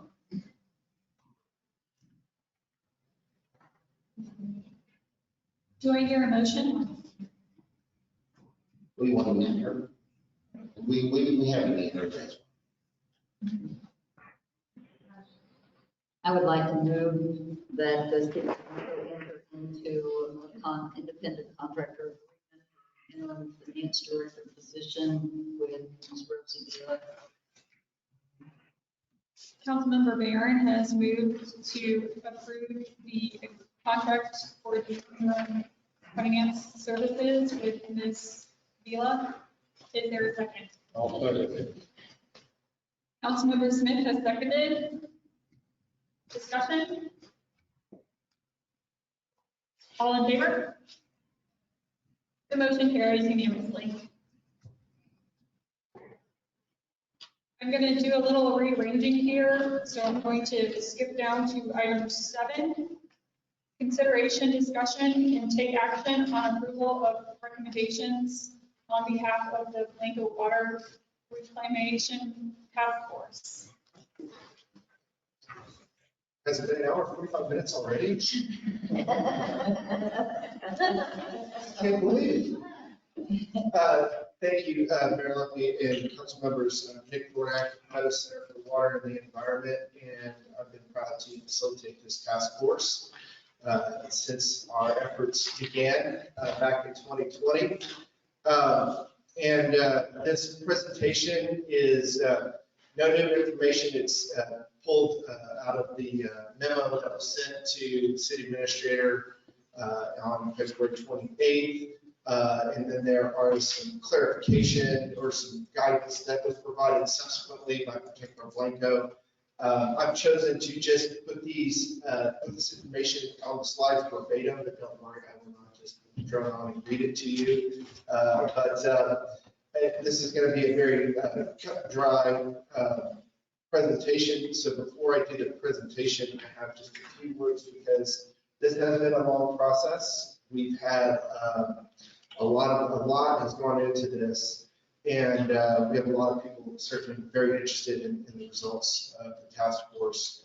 And I wanted to thank all of you for really being here and supporting this effort.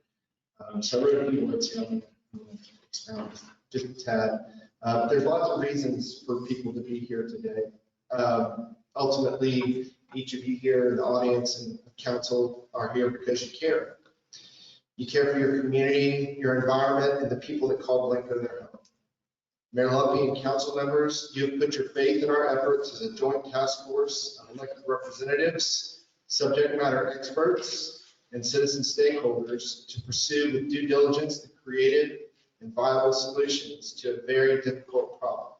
Sustainable water management is a complex issue faced not only by the city of Blanco, but countless other communities across Texas, attempting to chart an uncertain path to protect both their heritage and their most precious natural resources, while staring down the barrel of urban and suburban expansion. You volunteered and were elected to represent your community and to lead. I have witnessed that ethic as we've gotten to know each other over the last few years working together. And the recommendations that I will present today represent literally thousands of hours of research, interviews, conversations with regulators, city council members, with downstream landowners, engineers, lawyers, and analysis to provide a pathway for the city that reflects your goals as stated and stated values for protecting the Blanco River, while supporting the hard reality of fiscal constraints currently facing the city. And so with that, I'll go ahead and lay out our recommendations that were submitted and have a few closing remarks. But our task force was established again for those in the audience in September of 2020 and was made up of 4 representatives nominated by the city of Blanco and 4 representatives nominated by Protector Blanco. And it has been facilitated by the Meadows Center as part of an MOU with the city of Blanco. Next slide, please. Our mission of the Blanco Water Reclamation Task Force was to implement a collaborative stakeholder effort to provide viable solutions for water and wastewater management to the city of Blanco that both support responsible growth and ensure health of the Blanco River. Okay. So just a quick summary of where we've come over the past 15 months or so of work. We've presented recommendations previously to council, and we've been back to work here on our number 1 recommendation, and that's revised this evening. Previously, the council has accepted our recommendations that the city should double their existing on-site storage, market the water, and really push for more reclaimed water use in the city and surrounding areas, and to continue to support the task force and invest in phase 2, a One Water pathway for the city of Blanco. That would be the next step of our efforts. And David mentioned 130,000. I did a little recalculation. I think we're actually a little over 150,000 in total cash and in-kind contributions from our partners that have supported this effort. You can see some listed there: Protector Blanco, the Meadows Center, National Wildlife Federation, who also submitted a letter of support of these, the Hill Country Alliance staff, Save Our Springs, Aqua Strategies, and KIT. Aqua Strategies and KIT did a lot of pro bono engineering. We did not have a tremendous amount of funds in our first study, and they threw in a lot of extra work. So go on to the next slide, please. We have our first 4 recommendations of the task force. I'll be presenting on these next 2 slides. And they are really meant to provide a clear pathway to no discharge for Blanco with a flexible timeline and capital infrastructure needs addressed as funding becomes available. Therefore, no unfunded mandates and timelines that would really put the city in a bind to try to meet those kind of commitments. But we want to lay out the groundwork and address that so that the city can achieve their goals for no discharge into the Blanco River and smarter water use over time as we can get that funding in. So number 1 was the city of Blanco should direct the city engineer and staff to proceed with the following. Begin work with TCEQ to complete a phased Texas land application permit. So you would utilize the existing infrastructure that the city already owns and the existing irrigation and the existing treatment to develop a Texas land application permit. That's number 1. Number 2, the land application permit should include additional phases to capture increased treatment capacity. You don't have enough storage, you don't have enough land right now to handle all of your irrigation, as we know. But what we want to do is put a permit in place that would allow the city to grow that Texas land application permit over time as funds become available to increase infrastructure and increase lands. Next slide, please. These next 2 recommendations really look at expanding that TLAP over time and reduce the need for coverage under a Texas pollutant discharge elimination permit. That is a discharge permit, but it doesn't get rid of it right away. That discharge permit was something that we really struggled with. How to address that? How to give the city flexibility, but show downstream landowners that were really concerned about discharge, so the city was committed to reducing the need for that permit over time. We also, as you know, dealt quite a bit with Farm Paradise, Mr. Palmer, and the desire for that pipeline to be installed under his property, so he was not being, water not running off on the property. So all of that came down to, we wanted to provide opportunity with number 3, that the balance of the wastewater that was treated that wouldn't fall under the TLAP could go under this discharge permit. but that the final phase of any kind of discharge permit would not exceed 0.225. That was the real thing, was right sizing the permit. The city is currently discharging, looked at 5 years of data, 6 years of data, something like 144,000 gallons a day. That's where you're at. And then finally, upon completion of any and all water use agreements for treated effluent, that would be water use agreements, land leases, things like that. You would seek coverage for those things under the Texas Land Application Permit. And if you couldn't get coverage right away, you could achieve that over time by establishing 210 authorization for reclaimed water use, and that can eventually lead to firm demand, which TCEQ would then let you move that water use over to your Texas Land Application Permit. Those are our 4 primary recommendations, and if you move to the next slide, we have some additional good faith considerations that are provided. These are items that we believe should be codified and that the city could move to approve today and work toward the final language, how that would be incorporated into any type of agreement or settlement agreement or permit language, working with the task force. So number 1, the big key is that the TLAP would be considered the city's primary permit. That's where we're going to use it. You're going to use that TLAP first. You're going to cover as much as you can with land application as possible.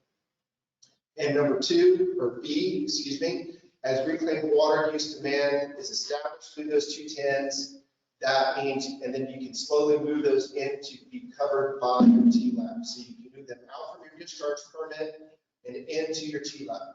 This is land that maybe the city doesn't own, but somebody has a 10-year water contract with you, and they can show that over a 3-year period, they're using 20,000 gallons a day.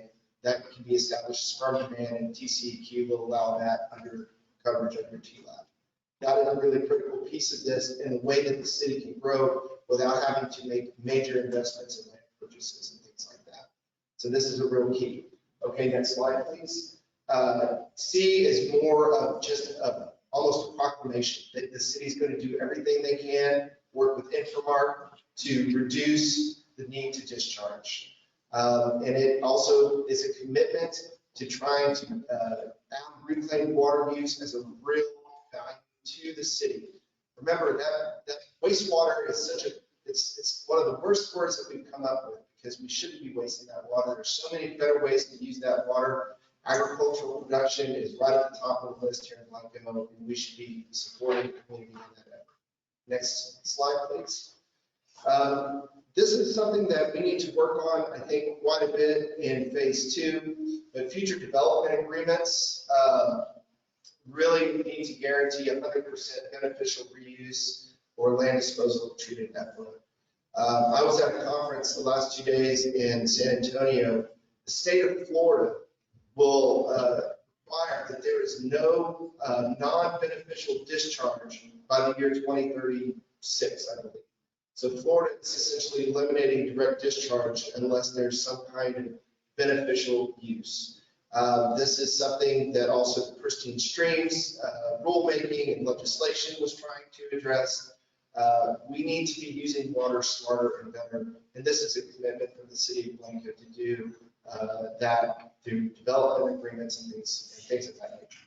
Next slide. Adopt enhanced monitoring and reporting requirements of all irrigation operations designed to demonstrate firm demand for reclaimed water under TCEQ's rules, and implementing third-party monitoring of effluent quality and Blanco River quality by POD, medicine, or other qualified consultants to monitor the impacts of this transitional period to the Blanco River. We understand that the city does not have the infrastructure, does not have the funds, the ability to stop discharge immediately. But in this interim period, we need to watch those impacts very close. And you'll see at the end, I've got a couple of pictures from just recently on the Blanco River. The Blanco River is right on the edge. It can flip like that, and you can have an algae-covered map out there on that river. From non-point source pollution, things that are running off people's properties, illicit, some type of dumping situation, or treated effluent out of the plant at a large enough volume can flip that river, and you really have some really major problems. So monitoring that, making the city aware, and making the community aware of the need to protect that river, I think is very important. And that can be supported by these two tasks. Next slide, please. I'm going to go through these quickly, but these are recommendations that Protector Blanco provided based on the task force recommendations as a guide for the city. I believe the letter even provided that these could be, there's wiggle room in here for the city to negotiate these, but we wanted to provide a really strong sample of how this would actually look. So not just, these are the hard numbers that we're looking at that could be incorporated into a permit. So your phase one is a 43% covered by Texas land application and 57% covered under the discharge permit. Now, that doesn't necessarily mean you will be discharging, because you could be reusing that on other irrigation, or if it's drying up, you can use that on your land application permit. But that's basically where we would start. And again, no capital infrastructure is required for phase one. You're ready for that right now. Next slide. Phase two is where we want to get as fast as possible. And I think with phase two, it should be readily achievable with the federal infrastructure funding, of which we already have aligned to the Water Development Board on. We need to continue lobbying, by the way. We've got to be pushing Water Development Board for Blanco. But I think once we get to phase two, you mostly eliminate the need to discharge except in very low conditions. So for the most part, once we get to phase two, which is basically the introduction of the new pond, will double your storage to about 19.1 million gallons, you will be very close to a no discharge situation in Blanco. Phase three really takes that up and utilizes some of the existing permitting language and additional lands that can be covered by the TLAP, and really considers starting to use some of this beneficial reuse, or sorry, firm demand and beneficial reuse credits. Go on to phase four, please. Next slide.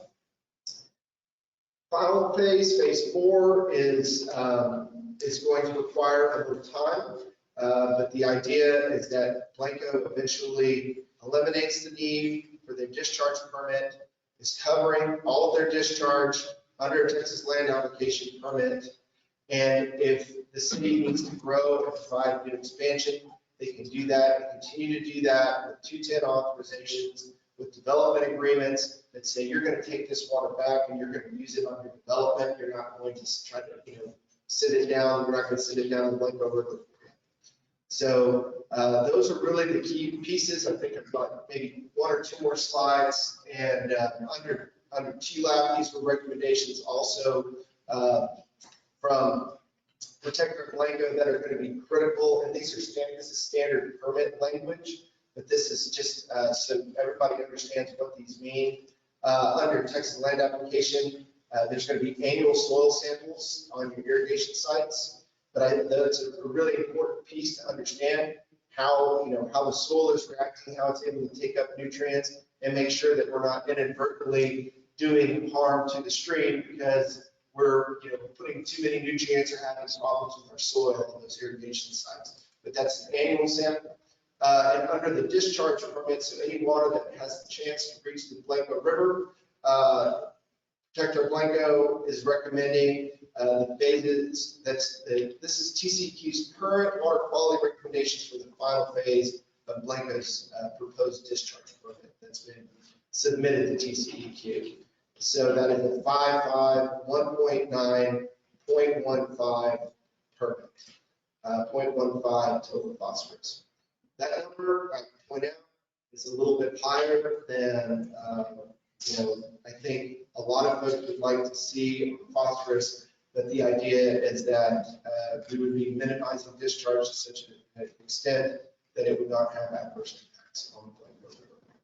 So with that, I believe that was the last. Oh, we want to just continue working phase two. We want to, moving forward, we'd like to evaluate our task force, how it's structured, and maybe get some new blood and some new vision in the task force. We want to help support the city to get that federal infrastructure funding and continue working on the drafting of the permit with the city of Lincoln. So I think I have that's the end, I believe. Yes. And if there's any question as to the urgency of this, I took this on my drive up from San Antonio today. That's about 20 minutes south of Blanco, coming right down to shoot at you.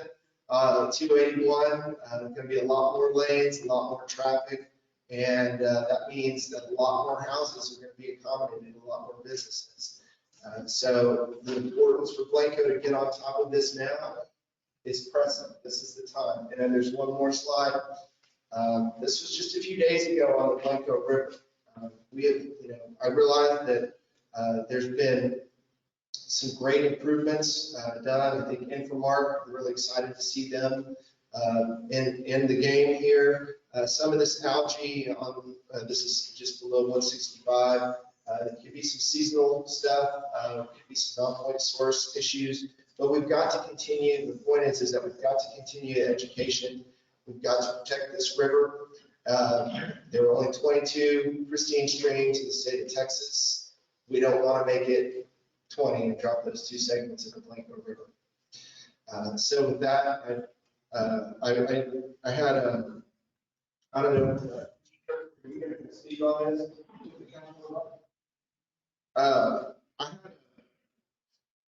I wanted to close with this and to remind you that our task force recommendations are the result of over $150,000 contributions from partners that want Blanco to succeed. They're invested, as is the city.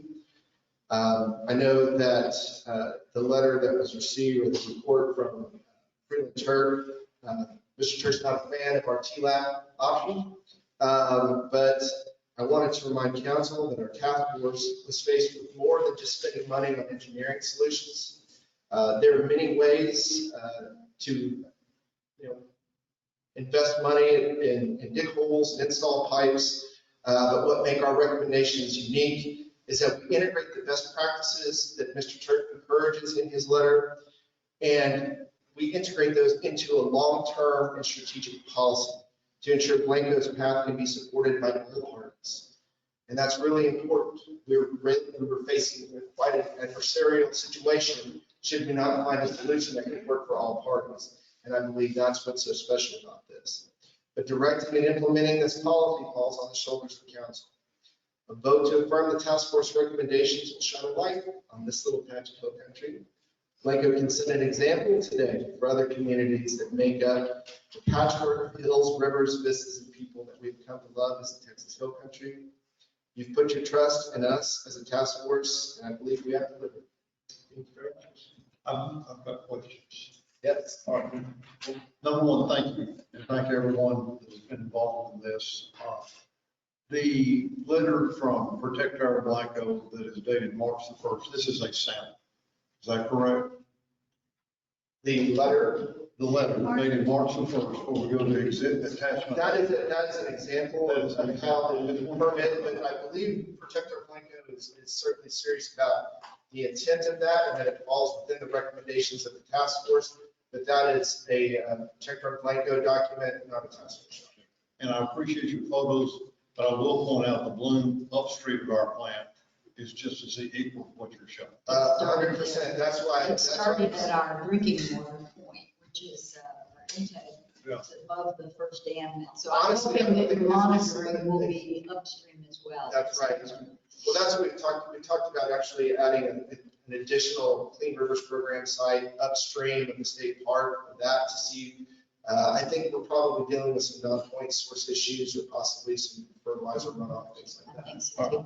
Nick, has there been conversation, or are you feeling pretty confident that TCEQ is okay with this dual positioning permit? There are approved permits that combine these good. approaches. So it's not a first. Thank you. All right. Thank you very much.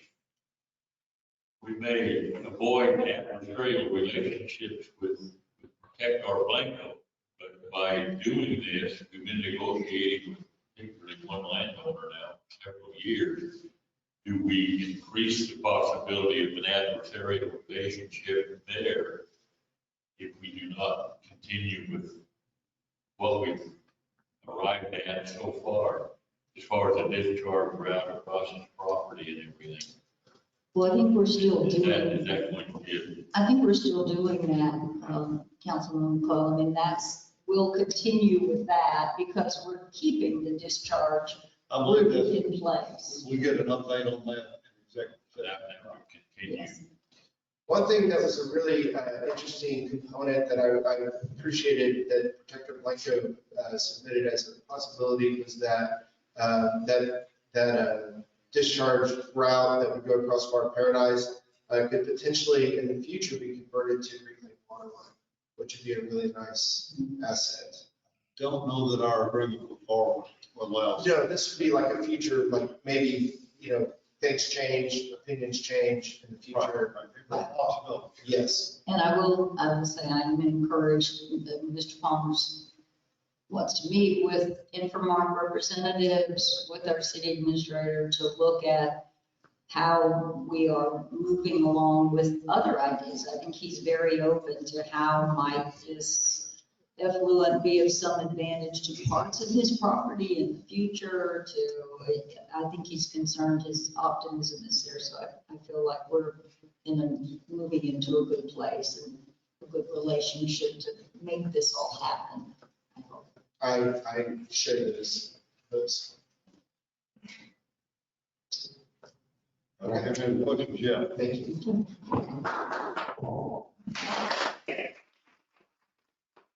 Do I hear a motion? I'd like to hear from our city engineer. Mr. Turk?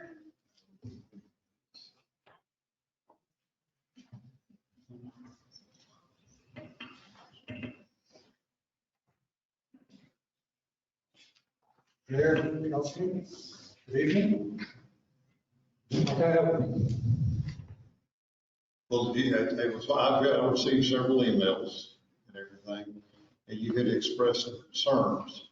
And I guess my question is, have they been set aside at this point? My concern been set aside? Yes. My comments in the letter that I issued today still stand. Okay.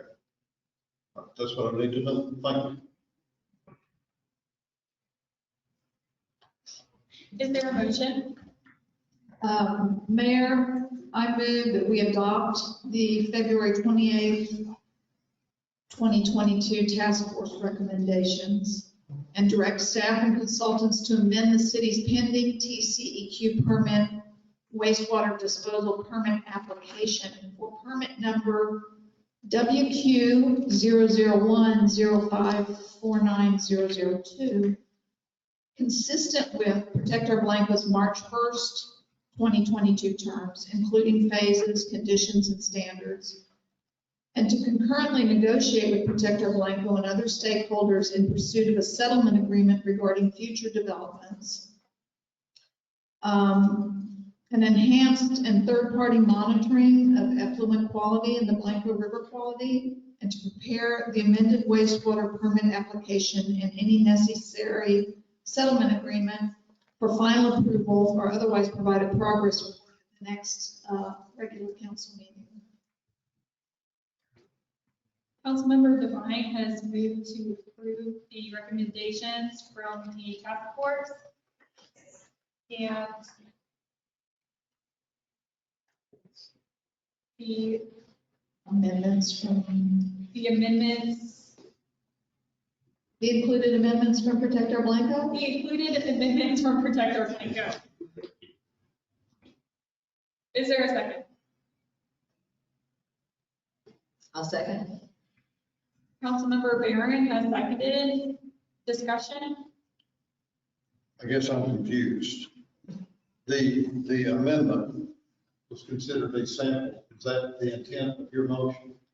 The amendment what? The attachment. I mean, the attachments, yes. You're intending for that to be a sample, or you're intending for that to set a 5-year period? I'm intending for that to be a sample. You're considering that? I'm asking that those phases and timelines be written into Okay, go ahead, I'm listening. You're answering my question. I'm not in agreement. I was adamantly against a hard timeline, and I don't want to burden the future of our city with an obligation to meet a 5-year timeline when funds aren't known. I specifically asked Mr. Dornack if this was a sample, and he said that was the intent of it, and I believe from what you're doing, you're changing. Okay. I think there may be some confusion. Yeah. For one, that is, those two points on this. One is that that is a Protect Our Blanco recommendation to the city. I understand that. Understood. Number two, there are no timelines associated with those phases, but those phases would cover any type of happenings over the 5-year period of the permit. You could stay in phase one indefinitely. I understand that, but I understand the way that the motion was made and the attachment A and that timeline was to be specific according to Councilman Devine. Okay, let me get attachment A here. Because I don't think, where did I say this? And I'm not completely sure what we're trying to get done. I thought we were here to adopt the recommendations of the Yes. task force. Right. And With the attachments of A and B from Protect Our Blanco. I can just clarify where the 5-year term comes from in POD recommendations that would help, which is just the typical permit term for DCQ permit. So we were just saying it's another 5-year permit. So the city would come back and get a renewal or whatever in 5 years. But it doesn't, it just like. I don't understand the reason to make the attachment A. That wasn't a condition of the Protect Our Blanco recommendation. They did tender a sample from the task force recommendation.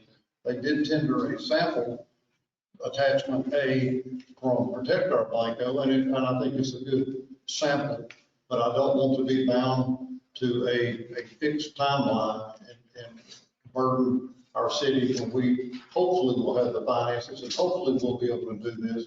But if not, we're not in a position to fulfill that commitment today.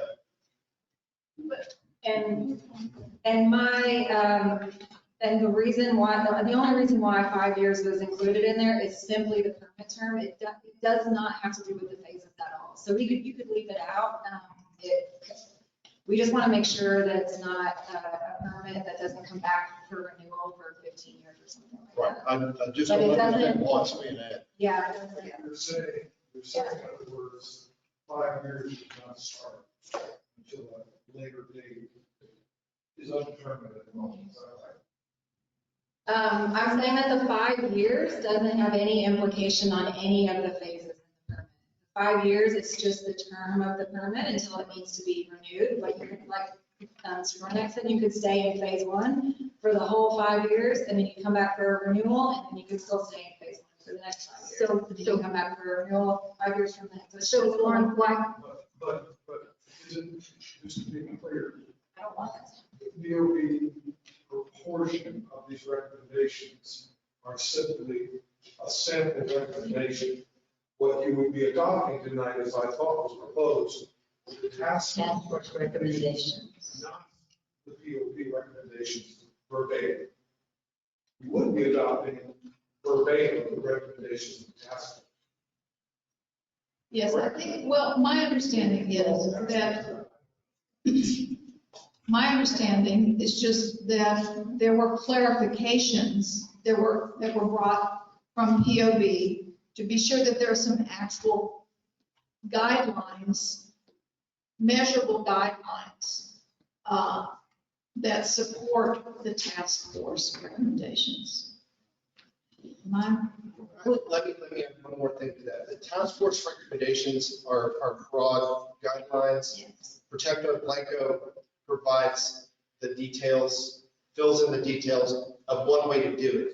But correct me if I'm wrong, already mentioned in the letter from Protect Our Blanco or Aaron did, that there's some wiggle room here. So like, for instance, maybe phase one is not 74% TLAP or 26% TLAP and 74% discharge. It could be Our agenda item tonight says consideration, discussion, and take action on approval or recommendation on behalf of Blanco Water Reclamation Task Force. It doesn't say anything about approving and adopting the recommendations that came to us as a sample, which I'm appreciative of, and I would like to meet that goal, but that's not what my agenda has on it. Would it be reasonable to word a motion in some way that we would be adopting the task force recommendations and instructing staff or legal or whomever to continue discussions or work on crafting that permit with the POB recommendation guidelines in mind? Or some way that we're looking at these numbers, but there's no 5-year thing, and staff will continue to work on the agreement, and I think that was one of your recommendations, is that we would continue to work on. Well, I think some this, I mean, agreement. That was the recommendation. I look at this as a fluid process. I mean, we're gonna have needs change, demands change, money's change, availability of funds change. And I think this is a great team effort. I just don't want to submit myself or submit or obligate future council that says, here's the timeline. I mean, that was my objection to begin with, and that would be my objection now. And by including attachment A, I think we effectively are making a step. And I think the problem here is the POB proposes a 5-year permit. And I hear what you're saying, that, oh, that's a usual permit, but I also understand council's misconcern that it sounds like, or it could be interpreted to be, that within that 5-year permit, these phases will be achieved.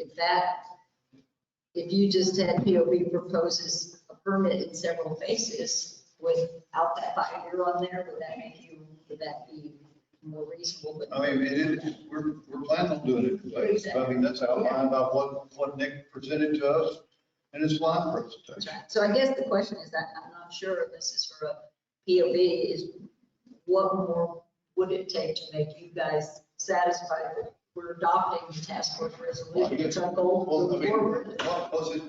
I mean, did POB mean this is a recommendation or a sample or a steadfast commitment? I think it's meant as specific phases. The timeline is just the period of the TCEQ permit. You don't have to, there's no financial commitment for you guys to go to a future phase if you don't have funding. That was what we discussed. Right. And so this is just a way to organize it for the TCEQ because they've been waiting for 5 years for a permit. Would you be satisfied if we just approved, as it is on our agenda, the recommendations on behalf of the Blanco Water Reclamation Task Force? Or are you wanting your exhibit or your attachment A to be included in that approval? I think our intention was for the attachment to be included, but I think maybe a compromise, Mike, would be to include the attachment with directing staff to work with us, to work through those phases, to work with her to outline a general permit based on those 4 phases. And, we might be able to change those numbers a little bit, but it was hard to get our group to agree to the discharge numbers. So we had a budget to get it where our group was aligned with, those numbers that you all see in those 4 phases. There was a lot of people who didn't like any discharge, right? So we were bending to get them to come along and say. So let me see if I can clarify. So what we're saying here is the task force, it's confusing. I think I said in my briefing document I sent out, this is one of the most complicated issues I've ever worked on with all the parties and moving pieces. It's not easy. So the task force recommendations is that we do this by phases. The POB document tries to define what each phase would be, and that's it. I mean, it doesn't say what time, by when it would be done. It simply says, if we're going to do a phased-in thing, then here's what phase 1 would look like. Measure how many gallons, how much land, how much whatever. And whenever that is achieved, you have now completed phase one. And now we're going to go to Pull up phase two. those phases just real quick. Yes. It's the end of my presentation where it goes through the detailed phases. Back, go on. Two more. All right, one more. So phase one, right here, you can do this and not invest anything and be there for 10 years. I understand. There's no requirement, and you have a 5-year permit, it'll cover you for 5 years, you reapply, and you're still there. There's no timeline on adding or investing. What's the advantage of adding the attachment? Is that it would provide the city a guideline for how the permit should be structured. And what a phase That fits within Protector Blanco's desires. So this just demonstrates what you can do with your current infrastructure right here, right? That's phase one. Well, then you got phase 2 and 3 in here. Right, and that's whatever, if you get the money for, so go to the next slide. So let's say in 3 months, Blanco gets the money and you can put in your storage pond. Once you put in that storage pond, that's what triggers phase 2. That could be 3 months from now, it could be 3 years from now. It's a little, the lack of clarity for me to say I'm going to adopt attachment A, and I understand and appreciate, Protector Blanco's position, but my agenda tells me that we're approving you. Well, if I may just clarify that, so phases in the wastewater permit, the reason we proposed it like this is because that's common, Protector Blanco. The reason Protector Blanco proposed it like this is phases in these permits are very common. So that's sort of the structure you're working under, right? And so, and then the proposal is not that you have to adopt it verbatim, what POB set out. These are some terms that could guide the city's decision, but this is something that is acceptable to Protector Blanco, and I think something that's acceptable to other sort of stakeholders, and that's what this is supposed to represent. So rather than just send it back to staff and say, here, start over from scratch one and negotiate with all these groups, I think that's what this is meant to do, is to have the council something to help guide the staff with what those discussions will look like next. So we'd be happy with something like what Councilmember Barron suggested. Well, that's fine, but it wasn't part of the presentation or the submission by the task force. Is that correct? We did not submit as part of the task force that letter. Did you feel like it was appropriate to submit it? We did not have a task force meeting to that information from Protector Blanco, but the question of whether it fits within the framework laid out by the task force is an affirmative, that it does fit within the framework, and it's a good example. Well, I will tell you that I'm in opposition. I mean, if you want to go back and change your recommendation, then you can bring it back. This is my opinion on both. And again, I think the issue here is the 5 years. I understand that these are guidelines on phases or suggestions to define a phase. Otherwise, you can stand up and we can say, we're going to phase this in. Well, what's a phase? And so what you're attempting to do is to say a phase would be this, and when we get there. So I think, well, I won't speak for you, but the 5-year permit, I think that's it. We're trying not to stick to something that says 5 years or 2 years or 3 years. We're saying, well, yeah, so that's something. Can I ask you something, Nick? When we do the TCEQ application and we're asking for a phased permit, are there specific guidelines that TCEQ requires? Are they going to ask us to have clear numbers in what phase 1, phase 2, phase 3, and phase 4 are? That would go in the application. So the city would present the phases that the city would like in that permit application.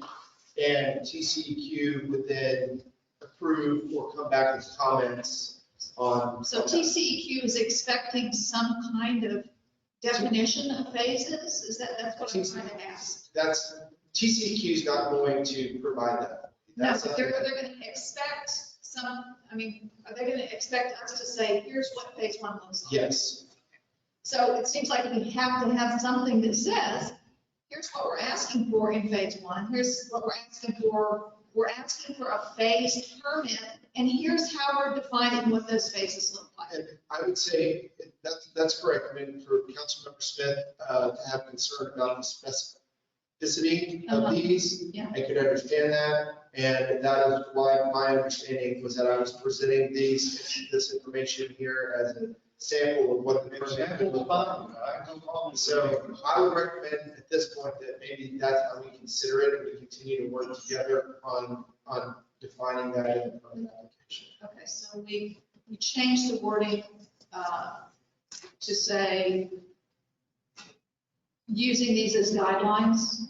Would that be amenable to you? I'm sorry, with what? But we changed the wording to use attachment A as guidelines, direct city staff to You use the word sample and I'm on board. the word sample.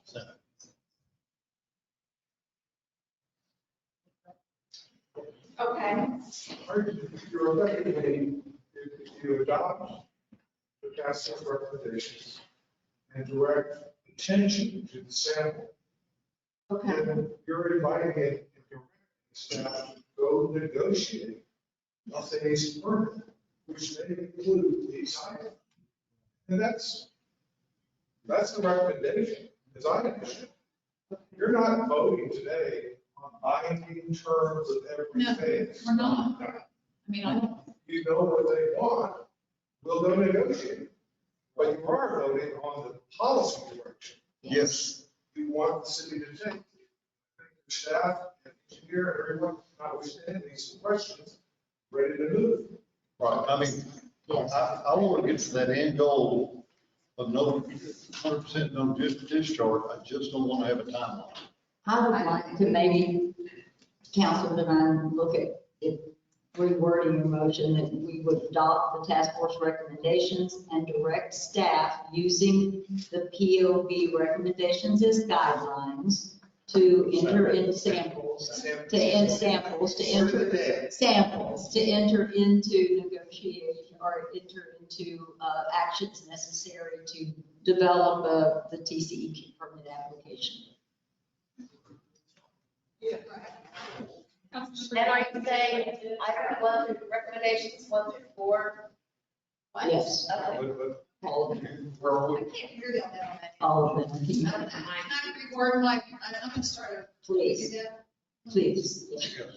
Okay, so I move that we adopt the February 28th, 2022 task force recommendations and direct staff and consultants to amend the city's pending TCEQ wastewater disposal permit application for permit number WQ 00105490002.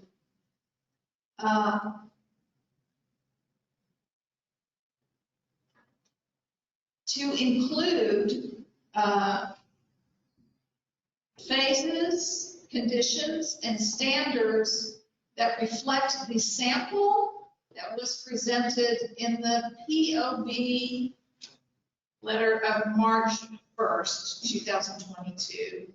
And to concurrently negotiate with Protect Our Blanco and other stakeholders in pursuit of a settlement agreement regarding future developments, third-party monitoring, and to work with Protect Our Blanco to prepare the amended wastewater permit application and any other necessary agreements for final approval or otherwise a progress report by next. No, not, yeah, sort of. I'm trying. Adopt the task force, let's try something like adopt the task force recommendations 1 through 4 and direct staff to move forward with negotiations and activities necessary to To amend the To city's, amend, to amend the task force, or to amend the wastewater disposal permit application. We've been at this for like 16 months, so this is fun. make it, but we're using the POV sample as a guideline for discussions for a phased-in, to apply for a phased-in DCEQ permit. Do we have to mention DOB at all? Staying, just using the task force? I think the reason that we are is because if we know and understand that TCEQ is going to want guidelines, they're going to require us to have some sort of guidelines for a phased-in permit. So we're using these as a sample of how it might work.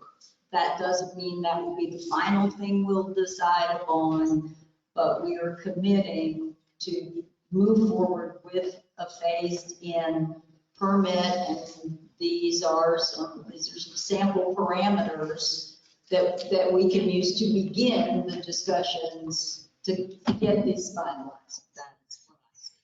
That's what I understand. It's the definitions for the phases, and it's a sample. And it's really about staff. Did you write this out? That's what I got. Tim's got one. Let's see what Tim got.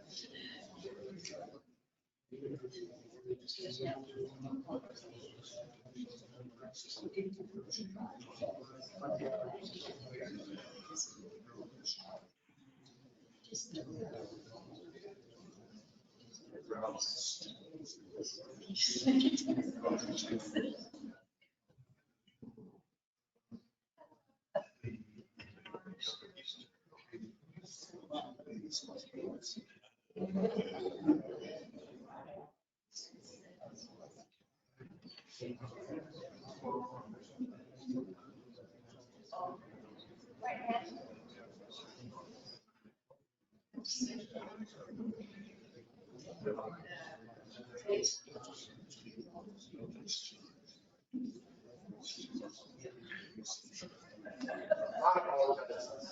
This is not meant to be any kind of zinger at all.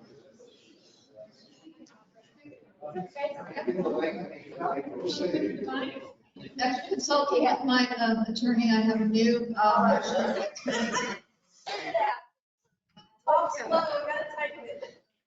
Okay, I move to adopt the task force recommendations and direct staff to negotiate a new TLAP permit with phased adoptions of no discharge with reference to the sample guidelines submitted by Protector.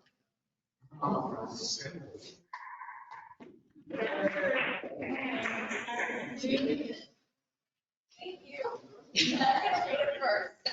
Has moved to approve the task force recommendations and direct staff to negotiate a new TLAP permit with phased adoption of no discharge with reference to the sample of the sample of the Protect Our Mango. Got it. Is there a second? I'll second. Councilmember Barron has seconded. Any further discussion? All in favor?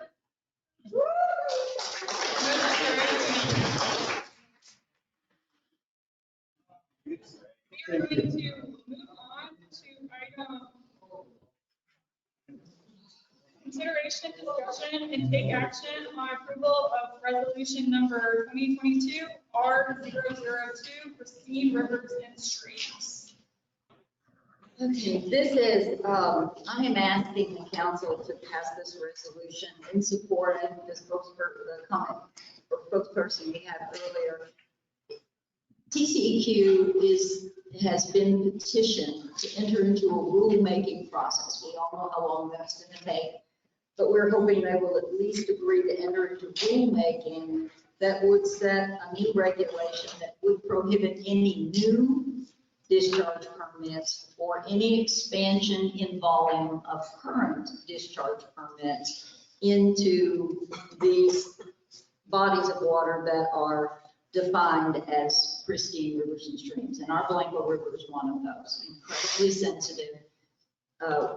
Given what we just went through, to try to set a policy that says we agree that discharge into the Blanco River is not a good idea, and we're going to do everything in our power as we can do it to keep from having this municipality discharge.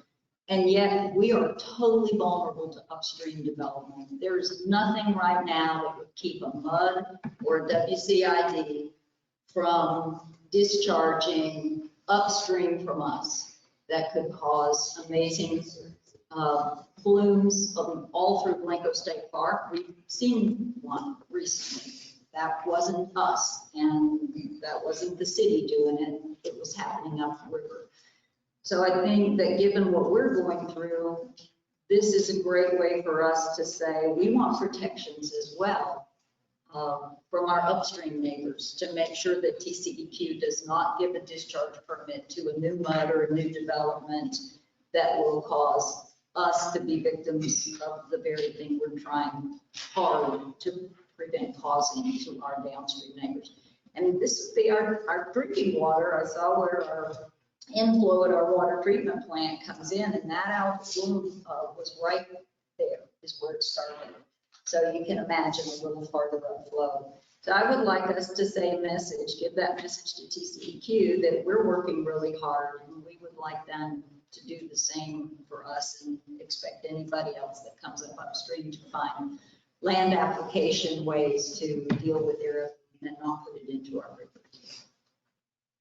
So I would like to, I see the resolution. I move that the city of Blanco adopt resolution number 2022-R-002, supporting the rulemaking, that supporting the petition that TCEQ entered into rulemaking regarding no new permits or discharge into pristine rivers and streams.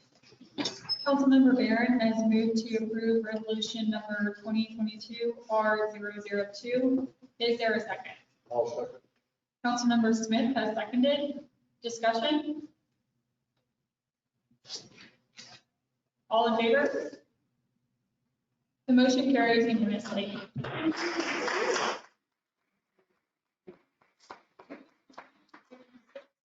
Consideration, discussion, and take action on selection of city engineer or city administrator to negotiate contract. Mr. Appleby? Thank you very much, council, mayor, and residents at large. So this has been a large process. Periodically, the city will take a look at who's serving them and look at the contracts and ask for RFQs and RFPs. And you did that for several items. You did that for Select Infomark, you did that when you got a new city attorney. So this is kind of just a periodical thing. It doesn't mean that your current engineer or your current attorney is not doing a good job. It just really means that you're looking at the best fit for the community. So having said that, you as a council back in November, December, had instructed the previous administrator to send out an RFQ for engineering services. So being new here, I don't know if I fully understood everything in the city, even though I'm learning pretty quickly. Decided to, you just don't want one person to make recommendations. We put together a task force or just a steering committee. And this group of individuals were two council members and myself and the CIA and AC chair and our assistant public works director at the time, now within the market. Went through here kind of integrating and they shortlisted 3 engineers, which were Arthur K. Freeze and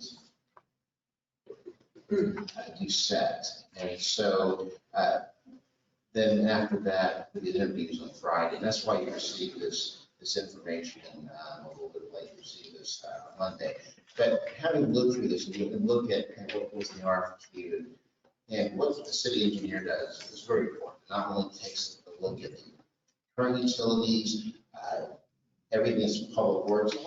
We also look at the site plan review, do a lot of different things to go with this, and it includes drainage, really includes everything that's in there. So this is really important. Having said all that, after the interviews, and anyone wants to add to this, Mr. Reed or Mr. Smith or the mayor want to add to this, they certainly can. What we looked at was the whole program. Arthur really provided what we think is going to be a really good engineering firm. Again, our current engineer is great. I have no problem with working with that engineer.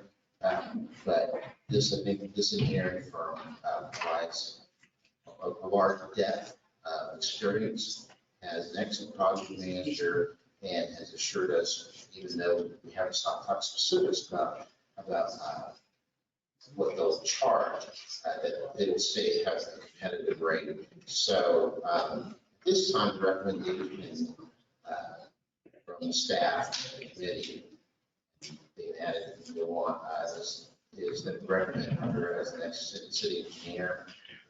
And then to base after that, we'll negotiate with them on that.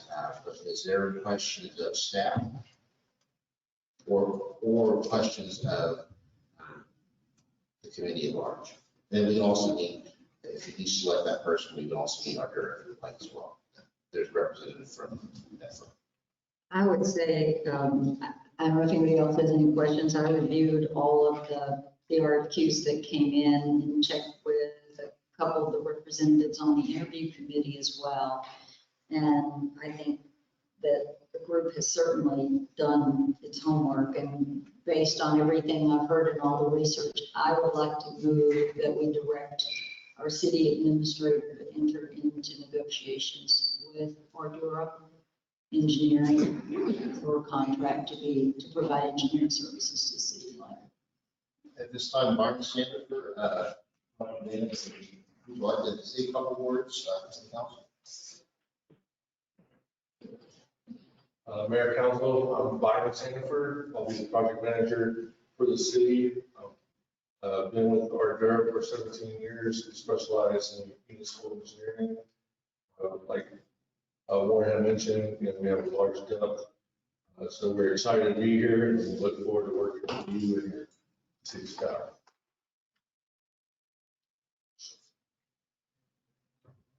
Councilmember Barron has moved to approve the selection of Ardura for the next city engineer and to direct the city admin to negotiate the contract.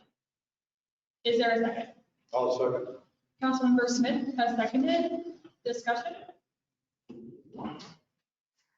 I just want to mention that the Ardura, one of the things that impressed me during the interview was they have a lot of experience with the grant-funded projects and getting the monies.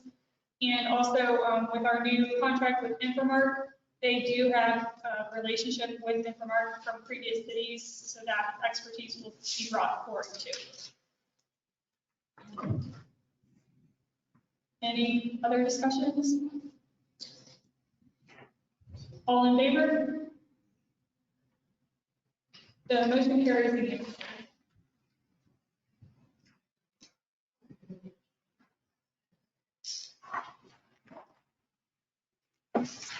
Moving on, item 8, consideration, discussion, and take action on authorizing the city administrator to negotiate development agreement between 42 on 32 RV Park and the city of Lakeville. Mr. Thank you, Mayor and Council. So when we get into contracts, we talk about things like water, I'm learning very quickly that it's complicated. And what has happened here is the city administrator, I inherited something that happened, and now you inherited something that's happened here.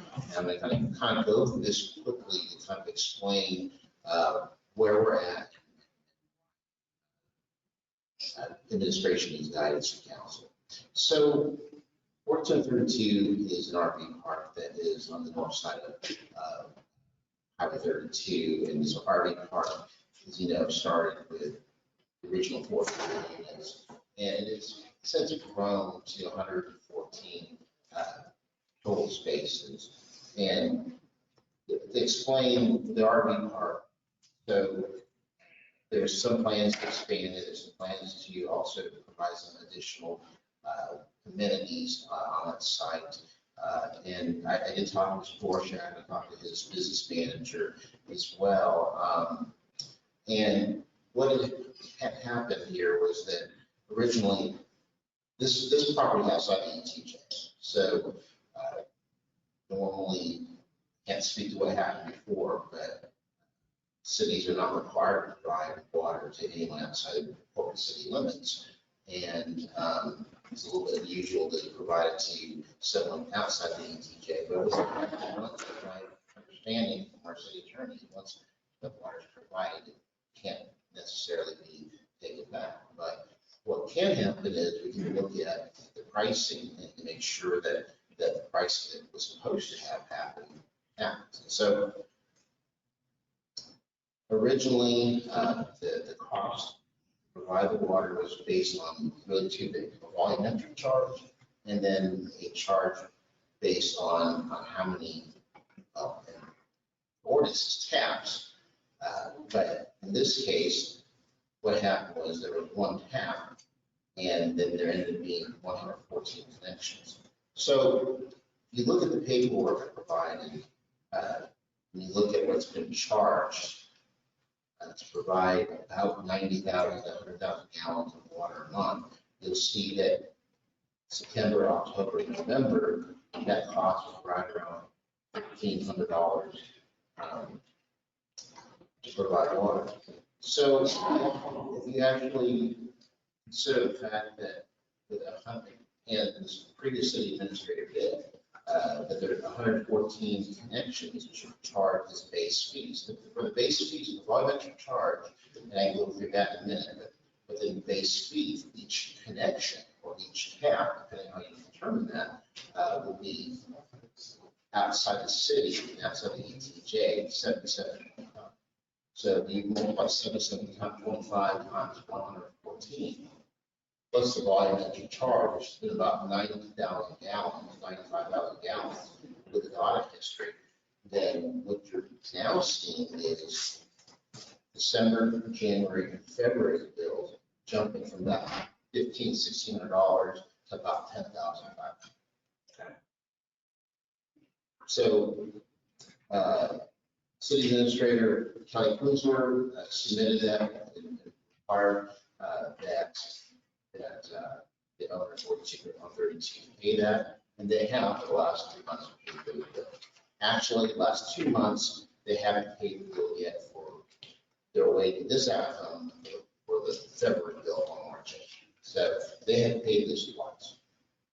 There's a letter from Mr. Borshak explaining why he doesn't think that they should have to pay that amount. And one of the things I will say is that when I provide a letter, provide information to you, I'm providing what's been given to me.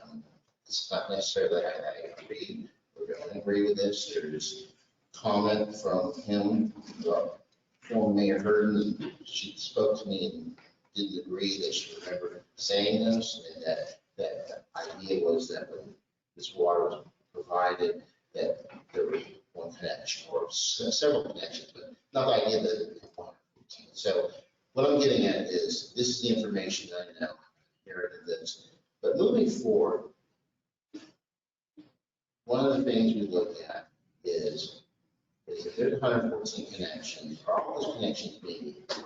And one of the arguments you're going to hear from Mr. Borshak, if if you were to ask him, I'm not sure he's here today, if you were to ask him, it's not 100% used. All 114 units are being used 100% of the time. They're probably talking about a little less than 50% now, 45% or so, and maybe at 85, maybe 90% over summer that all of those are used. One of the other things that you look at is we look at our usage for water. If you average it for a normal household, you're probably talking about 8,509,000 gallons a month. My personal family was 8,500 in the winter and about 10,500 in the summer. However, with the RVs, they're about 18. He was saying 1,500 to 2,000, but when we did some simple math, we looked at this, it's about 1,800. So those are the different things. What the administration is looking for really is some guidance from council on, if we do development agreement, what standards do you want us to look at, and are you as the council looking to reduce how much the monthly rent is, monthly water bill is now, or is that something? What is your guidance? I guess that's what the question is. This will come back to council. There's really two specific ways you can look at it. One way would be to change how much we're charging, just lower the 77.25 base fee. Or the other way to look at it, might be better way to look at it, would be to look at the percentage of units that are actually on the ground at any given time and adjust it. So something like instead of 77.25 times 114 multiplied by 7%. So something like that. So I gave some scenarios on there. Questions with staff, or there's some guidance you'd like to provide staff. I have a question. This might be for attorney, but do we have the ability, well, I guess we want from the standpoint of the rates, but I'm also concerned about the increased usage, the idea that a swimming pool's going in or a water park, I mean, this is water. So it's one thing to look at what we charge for a basic reasonable amount of water. It's another than to look at when that volume is going up.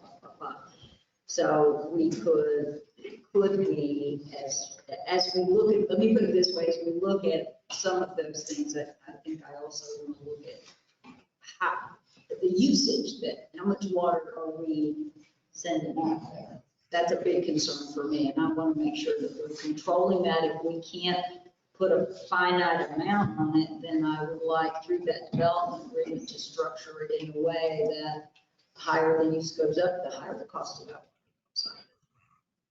As one of the guidelines. That's the typical way we deal with it. You get in a little more difficult legal ground. You can't just jerk water out once you permit it under state law. But you can, under certain circumstances, look at drought regulations, et cetera. You have other means by which you can limit the amount of usage that's going on. But in its normal operating procedures that he could prove, you get into a little dicier discussion. Not to say that you couldn't look back over average use and come up with some sort of usage parameters. I've seen that done, but do you have a big enough sample, et cetera, et cetera. So you can certainly direct staff and city admin to look at that and take that into consideration in development agreement, along with a hockey stick on higher usage. So. The other thing I want to bring up is, do we have any liability or issues that arise from the fact that we are not doing direct connects to each of those RVs out there? It's my understanding that this is in essence a water system. We are providing water to another water system, which we're not allowed to do. Well, this has been reported, TCEQ, it's a public water system, and they have opened a file on it, but they have also said that we're not gonna jump at it because we know it's your water, your treatment. So, yeah. I just want to make sure that our liability is not there. Is there a motion?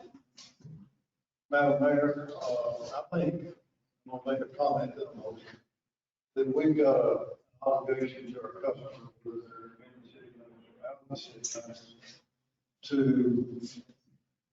be uniform in our building. Like, we're gonna do something, I think it's to be uniform. I don't want somebody down the street, maybe half what I'm doing, or things of that nature. So I would like to, make a motion that we allow our city administrators to work to negotiate an agreement, on the buildings that will be assessed. I'll reword that, to allow our city administrator to go forward and address buildings and allowable uses of water to these two specific customers, and that the application be uniform to our customers inside and outside of the city limits, given that the building, I understand the building rates are inside the city.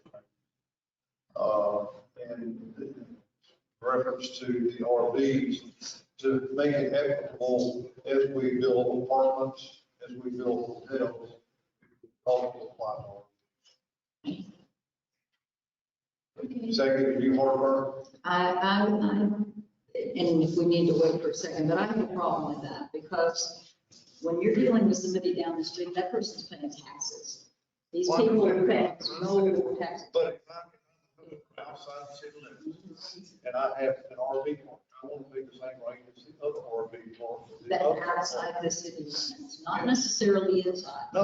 Right. I want specific differentiation that we have two sets of customers, inside and outside. And all our inside be treated fairly and equally, and all our outside be treated fairly. Right, and the ETJ, and then there's non-ETJ. So we actually have, as I see it, we're facing a situation here where we have three levels of customers. We have people that are in our city limits, we have people in our ETJ, and now we've got some even in our ETJ. So I just want to make sure that we are, but what I would say is that you enter into development agreement, like you're saying, see what you can do, but I think we'll, come up, bring us something back that you think is fair and equitable, but I think there is a difference in how we treat the farther away our retail customers are. There are more things to consider. And I think to clarify, what Ms. Barron's talking about is there's possibly two other customers that have similar situations, not exactly the same, their issues different.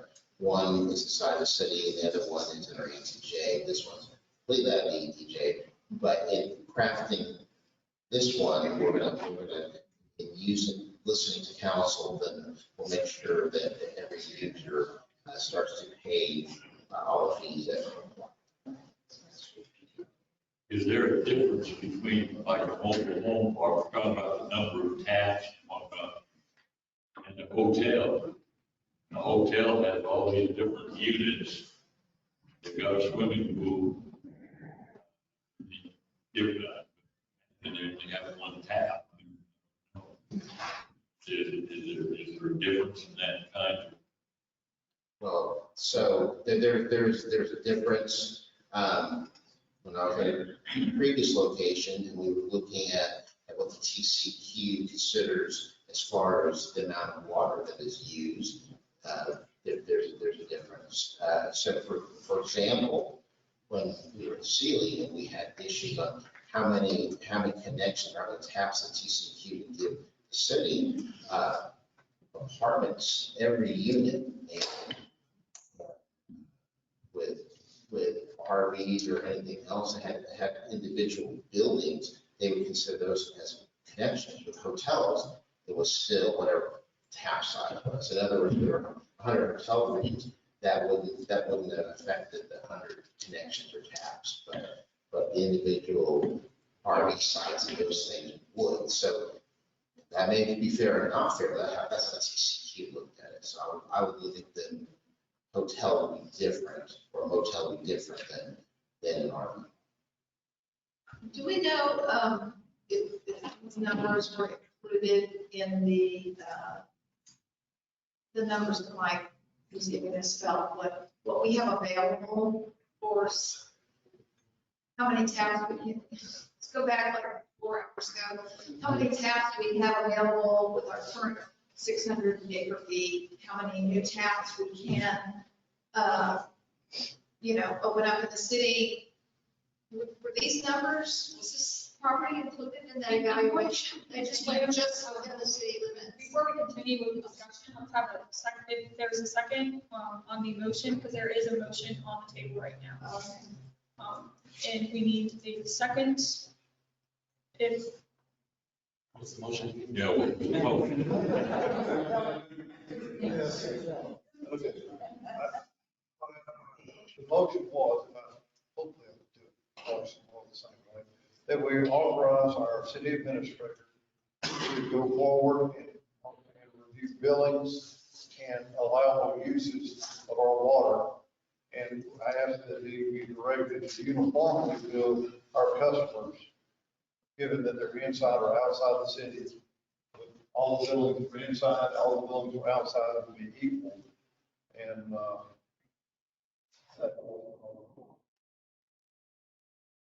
Councilmember Smith has moved to authorize the city administrator to negotiate the development agreement between 42 on 32.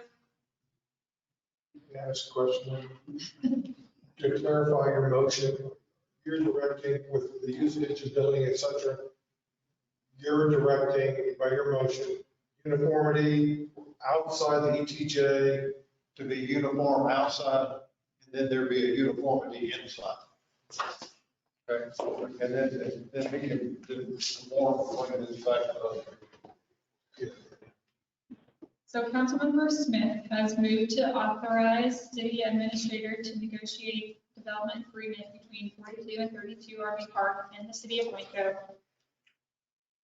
with the focus on the billing, making it uniform for both inside and outside of the city.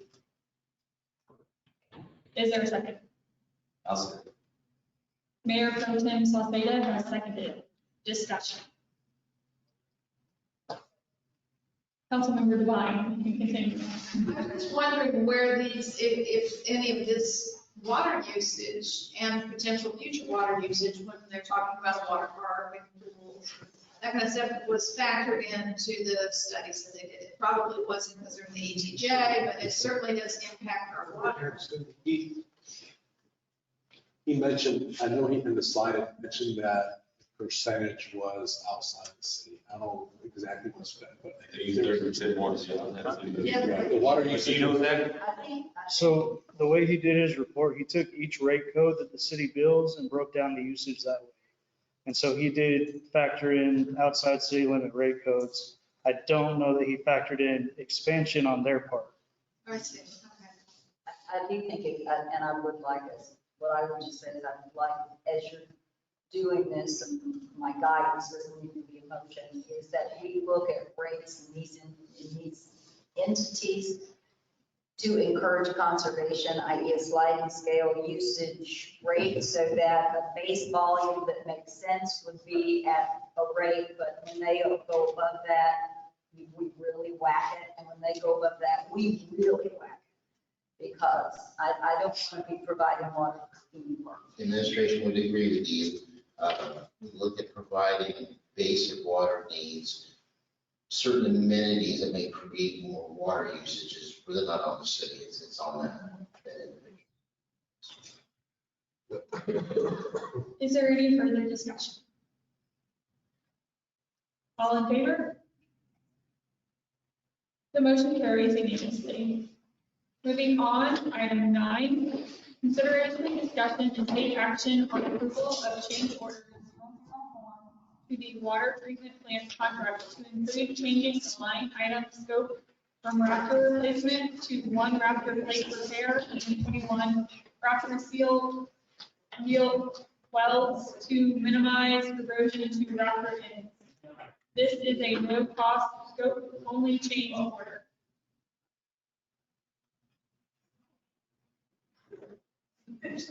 So Mayor, can I go for any questions? I always provide the staff report, but in this particular case, the engineer, Tom Turk, probably be able to answer these questions better than I.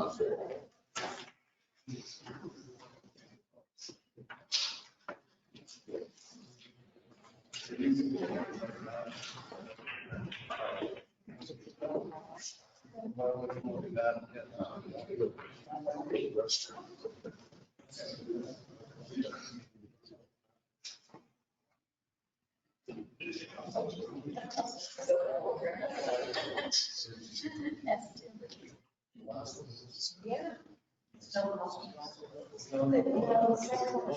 4 days.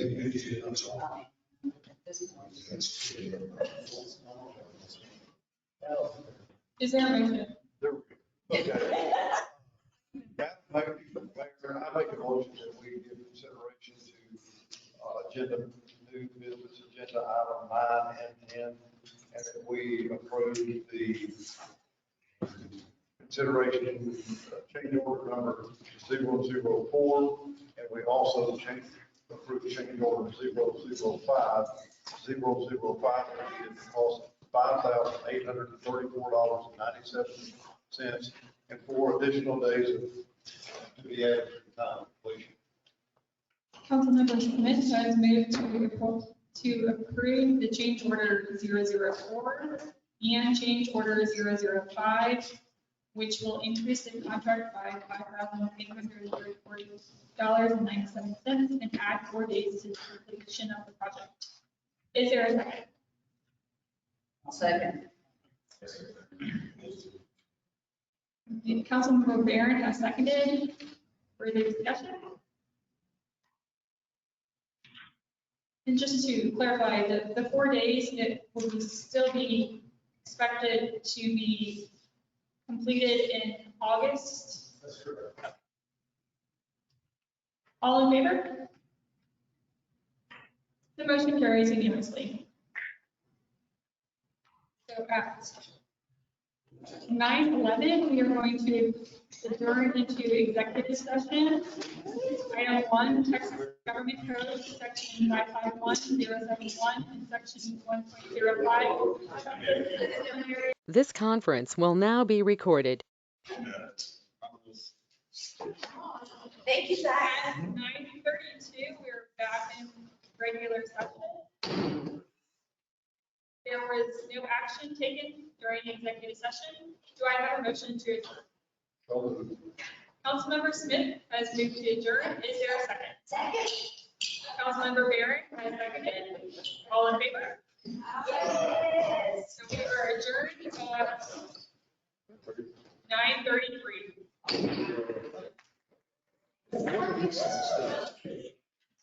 They go in this door here, or I should stack next to the fireplace. Yeah. Oh, yeah.